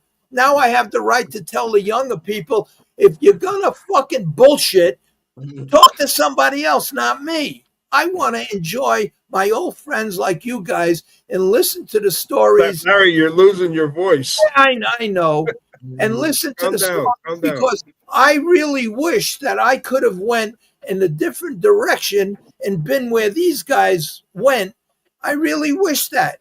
But I had a fucking addiction that fucked my whole life up. And I long for this. I don't want to listen to other fucking bullshit. Anyway, go ahead. I'm done talking. I can't talk no more. Oh God! You don't Well, as you know, we started a new driver tribute. This one's for Mike LaChance, and I plan on having that up probably around the 20th or the 25th of August. And so Billy, you're on the list coming up next, along with Johnny and Kat. So you guys are targets there. So, a big shout out to Mike LaChance and get well. I don't know if you're aware, but he had some health problems this past week himself. So, oh really? Which is surprising because he, I don't think anybody ever looked after themselves any better than Mike. But right. Yeah, he called me up. He called me up 2 weeks ago, and he told me of the problem you're talking about. And he said in 2 or 3 weeks he wants to come back on. And he'd love to come back on with Ronnie from Woodbury. Yeah. And you'd be great to come back on. And you know what would be great one day to have like Michael LaChance. Michael LaChance was the first one that called me up when I was going to end this podcast. He called me up and he said, listen, the past is the past. It is what it is. Don't end the podcast. I'll come back. I'll come on. And he's the one that made me keep going with this, and I'm happy that he did because because who the hell knows when I would ever see you, any of you guys again. But because of this podcast, I do it. I'm not good at it. I fuck up more than sometimes I do a whole show. I forget to hit live, So it would be great one day with Mike LaChance, with Billy O'Donnell, with Donald Dancer. With Michael, with everybody, Gregory Peck, he's a good. I know he's a good friend of yours, Billy. And he's another one that he's got a very sharp mind. He remembers things. He's an unbelievable guy. And that would be a great, it would be a great lineup. Gregory Peck, Billy O'Donnell, Ronnie Pierce, Michael LaChance, and us guys here. Donald Dancer, Freddie, and us. I think I could fit 10 on this screen. That would be great, because I could just sit back and not say a word. I wouldn't put the comments on, so I won't get aggravated, and that would be great. Don't tell Manny the date, so he can't. Manny, look, Manny, I apologize if I said I just get fucking crazy. There you go. I think you chased him away, Larry. He's gone. He'll come back under a different. I didn't chase him away. Hey, look, I spent. He's a big guy and he's a tough guy. I know one thing. He ain't gonna fuck with me. You know why? Because he knows if he hits me, he'll kill me. So he's not gonna fuck with me. So I could say anything. He's still my friend. I'm just telling you, like, when it comes to the horse business, just shut the fuck up and just listen. That's all. That's all I'm saying. Now let's get back to this thing. Could have ended with the apology. Just couldn't do it. Yeah, I know. I know. That's right. When I went to Bloom Street, when I went to the commission, that was the day when I got on the terrorist list. When I finally said what I had to say to the commissioner on Broom Street in the racing commission building, I just couldn't walk out. On the way out, I had to pick up a fucking typewriter and throw it out the window. I need like 10 seconds where somebody, that's why I just applied for a gun permit. And my next door neighbor is the chief of police. And I says to him, I said, listen, you think it's wise that I get a gun? I says, because I'm too old to fight with my hands. I can't swing the bat anymore, because if I swing a bat, my fucking arms will come off. So I says, I think I could still pull a trigger. So I says, the only problem I have is that when I get crazy for maybe 5-10 seconds. And then I'm the nicest guy in the world. But for them 10 seconds, so I says, is there some gun that has a trigger that delays for 10 seconds? And that's the problem I have, but I'm going to get the gun anyway. So we'll see what happens. I remember years ago, you guys remember Harold's story? Yeah. Yeah. Donnie, you remember, Donald, you remember Harold's story. I raced against him. Larry, you remember him. Well, Scenic Regal. Yep. He had an issue take place over at it was either Roosevelt or Yonkers, and so he looked at the judges. He says, "I'm gonna blow this fucking place up," and they actually took it real seriously, because during World War II, he happened to have been a demolitions expert. Oh, yeah. Well, that's what happened to me, Freddie. The day I threw the typewriter out, that's when I told him, I said, if you don't have it. When you're barred for life, you could reapply every year. And they have, by their rules, they have 30 days to give you a decision. Yeah. That's their rules. 6 months later, they're still fucking with me. Well, the guy went on vacation, this and that. So finally, I went up there and I says, you don't have a decision. It's been 6 months. Your rules is 30 days. You don't have a decision for me tomorrow. I'll blow this fucking building up. I didn't know that the New York State Racing Commission building was in the federal building on Bloom. I got home, there were 3 FBI agents at my fucking door, and I was on a terrorist list for 5 years. Anybody threatened to blow up anything, they come to me. That's the shit I get into because of the 5 second. I need a 5 second delay. That's what I need. Anyway, let me just say what I was going to say. When Freddie first, and I have to say this, when Freddie first did this with the first one, that he did, Carmine. Yeah, when he did the first one, I says, Freddie, look, you've been going to Washington now, lobbying for the horse business for the last 6-7 years that I know of. About 12. I speak. Well, it was 6-7 times when I first got a hold of you. I says, and you've been doing it on your own dime. Not one person in this business ever paid for you and all them trips you made to Washington, which was every day for 7 years that I know of. And now this is the conversation we had about 2 months ago. I says, and now you're going to put together documentaries and little things for living Hall of Famers. I says, that's very nice. It's about time somebody did that for the guys that are living that are in the Hall of Fame and put it out there. That's very nice. But Freddie, you can't do it for free. I says, and if I was in a position, I'd give you whatever you needed to put it together and to pay for your time. So he says, no, I don't want it. And I forced him to do it. So I says, I'm going to go on a podcast and I'm going to say, we're looking for sponsors to help pay for Freddie's time and everything else and give $20, $50, $100, whatever it is. And this way he makes $1,000, whatever it is, whatever comes in, at least he's doing it and he's making some money for the first time in 12 years or 7 that I know him. So, and that was my idea. So now he's going to do the one about Michael LeChance. Next is going to be Billy O'Donnell. And all I'm asking for is like last time. I don't know how the fuck to do it. Maybe this is it, the name where you put the where you set where you do it. ustrots.com. ustrots.com. And maybe next week I'll have it up here where you could send your donations, and whoever donates is going to be recognized and mentioned in not the amount you give, but you're going to be recognized and mentioned in the little documentary that he puts together. So last time it worked out well. A lot of people that listened all contributed, and it was worth his while to do it. You can't keep doing things for free. That was it. So anyway, starting next week, I'll put up something unless you us.com, whatever it is.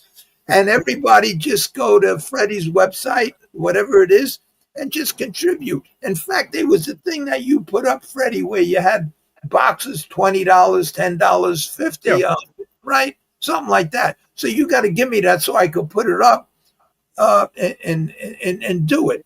So anyway, that's it. You're losing your voice, Larry. I know. Well, you don't think it's because at the 2-hour mark he went to the Morton Downey version of the show, do you? Morton Downey. Boy. Got to get some honey. And you want to hear the best part? Manny is the perfect age to play me, and he wrote something in the comments. He wants to play me in the movie. He'd be good, but the only problem is if he played my real life, he talks too fucking much. He'd wind up in the trunk the second day. Manny, but he has the right accent. He's Italian. He has the right accent, and but you have to. Because I told him, I says, listen, I says, if you're one of my runners, because I was going to put him in the movie. If I funded the movie myself, I was going to put him in the movie as one of my runners that ran to OTB. I says, but when you got the accent, but you just have to know how to act. Like if you hit the number, I'm going to give you a trifecta to play. You're going to box these 4 numbers. Now you might win 50, 60,000. And at OTB, they're going to come to you and they're going to say, oh, we have to give you a check. Take the check. Then while you're writing out the check, they either have a commission guy there or they're going to call the commission guy. This guy just hit a trifecta with the 3 favorites out of it. And they're going to come and ask you a question. And when they say, here's your check, can we ask you how you picked these numbers? You have to be able to say, I've been betting for 40 years. I finally catch a fucking break and you want to ask me how I go fuck yourself. That's in the script. That's what you have to say in real life. And that's what you have to say. Can you do that? And he said, yes. So maybe if he's still talking to me after tonight, maybe if I fund the movie myself, maybe I'll put him in as one of the runners. Mm-hmm. I know that Ronnie Pierce called me up he texted me. This was 2 years ago, and he says, "Listen, if you need a driver, I still have my colors." But I get just like Chaz Palminteri did in his movie. I would get all regular harness drivers and just put them around the table and do what I used to do and just talk to these guys and they would know the right, about the 3, 4, 5, whatever it is, they would know. You talk to these, they don't know. Like I talked to the person the other day and I says, yeah, make a 4-horse box. What's that? And that's the shit I got to put up with. But anyway. I saw Ronnie was at the Hamiltonian. And Yeah. I saw that he teamed up with Roger Hammer, and they seem to have been having a meal together. I have some real funny Roger Hammer stories, but I won't say them here. We were signing autographs there Saturday morning. So Morris Sullivan, Fanny, she sent around a note the night before that the autographs, they want everybody there between 10 and 12. So I sent the guys, our guys, like he sent the older guys. So I said, listen, us aged or older guys, whatever you want to call us, we should be there by 10 o'clock because the young guys, they're not getting there at 10 o'clock. And once they show up, you don't have to worry about getting writer's cramp. So anyway, they'll bypass us older guys. So we're sitting there, me and Ronnie, Hammer, Campbell, Ronnie Waples, we're all sitting at the table. So there's a whole bunch of people going by. Now Dexter shows up and Timmy's there and Scotty's there on. Now we're not getting as much business then as we were. So a guy comes by, he's got a hat that, they had giveaway. And nice hats this year they gave away too. So he hands me a hat. I go to sign it. He goes, no. He said, would you pass that to Andrew Harris for me? Yeah, no problem. Can you imagine? Yeah. So I stood up and gave my seat to Scott Zeron. I said, I'm done. It's all over for me. I'll see you later. Wow. How soon they forget, huh? Yeah, exactly. It was real funny when we did the Roosevelt Raceway reunion over at the Meadowlands. Right. We brought in such a crowd that it was unbelievable. We were supposed to. We did two reunions at the Meadowlands, and I'm talking about the first one. And with the first one, we were supposed to do the autograph session before the first race, and we were still there on the third race. The line was just so long that they had to finally They had to stop the line so that we could go up and eat. That's how long that line was. And when we got up there to eat, all the food was gone. Yeah. And that was the time with Tony Abatello and Carmine. And we go over and who else was there? Frank Popringer and Benny DeFonts. And so they have a hot dog stand up in the lounge there. They've run out of the food that we're supposed to eat. But Jeff had put up these hot dog stands up there, and he's charging $1 a hot dog. So Tony Abatello goes up there to order a hot dog. And so he orders a hot dog, and the guy says, that would be $1. And so Tony looks, and so he goes and he hands the guy $5 and says, keep the change. So now Carmine's online. So Carmine turns around and said, Frank, you guys want a hot dog? Yeah. So he says, that'll be 4 hot dogs, hands the guy a $100 bill and says, keep the change. Really? That was the most expensive hot dog. Right. That's rare for him. Well, for him, knowing him, he was right. You know what it was like, Donnie, like on Saturday night at Yonkers, Yonkers would get somebody would bring in something, right, and pay for it. So Carmine, he'd always get like the big 5 foot long, sub sandwiches, right, on the board. Mm-hmm. So I said when it was my turn, I go, where'd you get that, Carmine? He goes, down the hill, he told him. So I go down to see the guy and I paid him. And so when I paid, I said, how much? He goes, oh, you want to pay? Yeah. Oh, Carm never pays. That sounds about right. Yeah. Well, Bobby Heil said he used to send them in the dumpster for the old whips. Yep. Well, I see him. You know what he did one time? Norman Duplass used to buy whips by the dozen or whatever they were in his locker.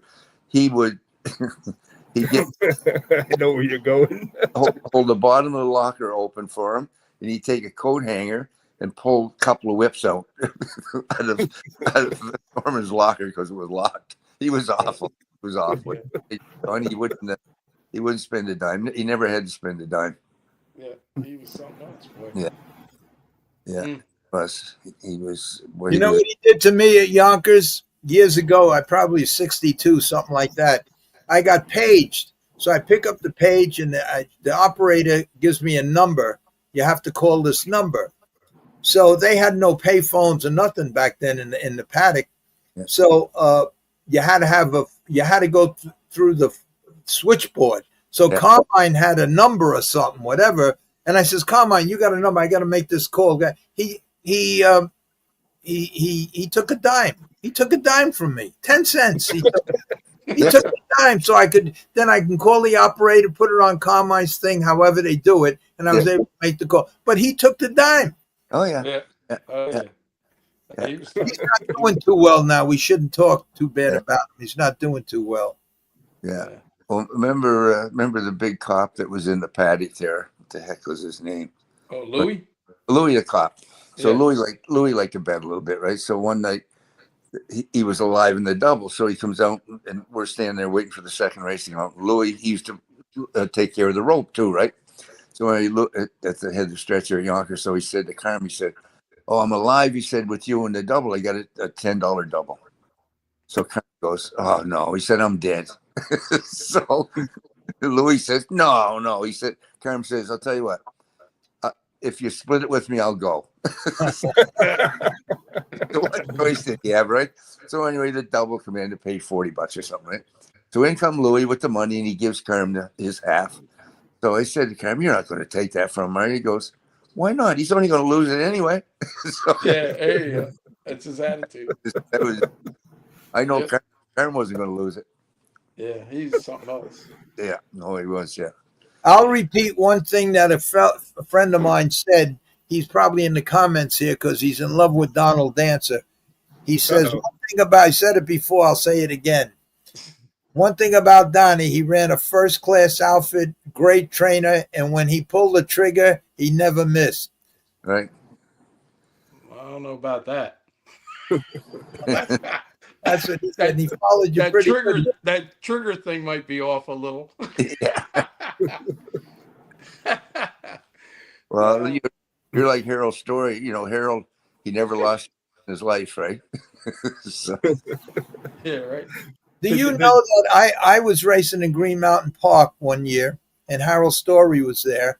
And Harold Story was there with Lonnie Beer and a couple of other guys, and you could just imagine what went on up there. Yeah. And I was there too. Yeah. And Harold Story, he just didn't seem like he was never put. No, my horse no good. My horse no good. My horse no good. And they told me, because I left early, they told me that closing day at Green Mountain that year, he won 8 races. Yeah. Oh yeah. He won 8 races that closing night. He turned everything loose. Got shipping. He had to get his shipping money. Yeah. Wow. Yeah. He was. Fellas, what was the toughest track to drive and why? Who was the toughest to drive against, you mean? No. What was the toughest racetrack to drive and why? I don't know. They were all tough, really. If you didn't have horse enough, I guess that was. Right. I don't think you can blame it in any track. The 3 toughest places I ever raced, toughest overall, 9 in and 9 out, were Pompano Park was the toughest. Meadowlands was Mohawk or this circuit here, the Woodbine circuit was second, and Meadowlands was third. Yeah. Billy, what about Roosevelt? No, I thought it was fairly easy. Half mile track racing was a little different, right? Too. So as long as you knew how to manage your horses on a half mile track, it was pretty good. It was tough racing, absolutely, but knowing how to do it and manage your horses pretty good, right? So you didn't kill them if they had the outside and stuff. You didn't bombard them out of there week after week, and you probably shouldn't be saying that, but that's just the way it is, right? in the beginning, well, not in the beginning, but probably in the middle 60s, all you had to really know, well, not that you had to know, but you soon found out that the versus a single formation when George Butterworth and Wampatish and all of them guys were driving single formation to the head of the stretch. All of a sudden, in about the middle 60s, Delinsko started making the quarter pole move, started coming out at the quarter pole, and Lucien Fontaine started making the 3 wide sweep at the 5/8 pole. Yeah. And Billy Meyer was always half in and half out, drive you fucking nuts. Yeah. And Schulte, he could just make them absolutely come out of their skin, right? He was another one. When he moved them, he didn't come slow. He'd come 100 miles an hour, right? Yeah. That's when position didn't mean as much as speed then, right? Like back in those days, I can imagine how tough it would have been. So, this is going to be the longest podcast I ever did. Anytime you guys want to pack it in, just let me know. Well, it should have been 2 hours and 8 minutes, but you get on that Manny there, and now it's 2:50. I see it. So. Yeah. 2 hours and 8, 9, 10, 2 hours and 50. Yeah, 2 hours and 50 minutes. Yeah. We need to do this again. All right, We anytime. absolutely need to do this again. Yeah, this was good. Get together, and we'll get Pierce together, and we'll get on. I don't think he has that much to do, and I think he's kind of missing the business a little bit after being a Hamiltonian this last week too, right? How's he doing with the gold? He's given that up a long time ago. Okay. They did that for a couple of years. He did okay with attitude, but he said it was just, he had to go up the river and he had to get a little shovel, like a tractor shovel, put things on barge. It just got to be too much work, I think, for him, right? But and he did okay the first year or two, and then he moved to Montana, and he bought a place there. He's got a 20-acre place there, and he's doing good. I said, "You got a woman?" He said, "I got 2. One's 20 miles east and one's 20 miles west." He said. I had an owner years ago that had gone up to Alaska and was buying gold, and he was buying gold and staying in this hotel, and it was he was telling the story. I was rolling on the floor laughing. He was buying the gold from all the miners. And he said that a bottle of Andre Champagne, which is something that back then it was like about $5, in the stores around here, it was $150 a bottle up there. Oh yeah. Well, they say like McDonald's, the people that work in McDonald's, that around here they make $7 or $8 an hour. They're getting $28, $30, $35 an hour. So that's just it's the way it is up there, right? Mm. Same out in Western Canada too, with the oil sands and the oil patch. They were making big money. Those guys, right? Mm-hmm. Big money. But you're isolated. Right. Is that it, guys? You want to pack it in, or you want to keep going? Oh, it's it for me, Larry. I got to go to bed. I got a big day tomorrow. But if you can get something, I'll talk to Greg too, and he'll get Pierce over here too, and we'll all get together some night. Okay. Thank you for coming, Donald. Talk to you. Thank you, Billy. Donald, thank you, Donald. You're welcome. Just the Frederick Fair is September 17th through the 20th in Frederick, Maryland. So for people who want to see some fairs, good judging. Yeah, some judging, but some racing, and they got. Is that where you're going to be judging, Donald? Yeah, and they have some concerts there. Travis Tritt is going to be there. Oh, I'd love to see him. Yeah, I like him. Yeah, he was. I've been looking for. I watch for him every year, and they usually stop in Toronto, London. That's the closest ones for us. Like Montreal's too far, and Winnipeg and stuff. Yeah. He was out there. Yeah, so he's going to be there. So I'm excited about seeing him as well. He's very good. Yeah. Mm-hmm. Okay, guys. Good night. Have a good night. Good night, Bill. Thanks for coming. Okay, thank you. Bye. Larry, check your blood pressure. I'm fine. I'm all right now. Donald, thank you very much, Donald. You got to get some honey, Larry. Yeah. Okay, gentlemen. It's always Thank a pleasure. you. Good night. Okay. Nice talking with you. All right. All right. Have a good evening. Bye-bye. Okay, now it's Okay. what happened to Mike? Yeah. Michael left already. Michael. All right, you know what you gotta that thing that you had. Are you still Are you still live, or you turn Yeah, the we're live still mode? live. You want me to? You were still live. You want me to end it? Yeah. Okay. All right. Good night, folks. Thanks everybody for tuning in, and we'll talk.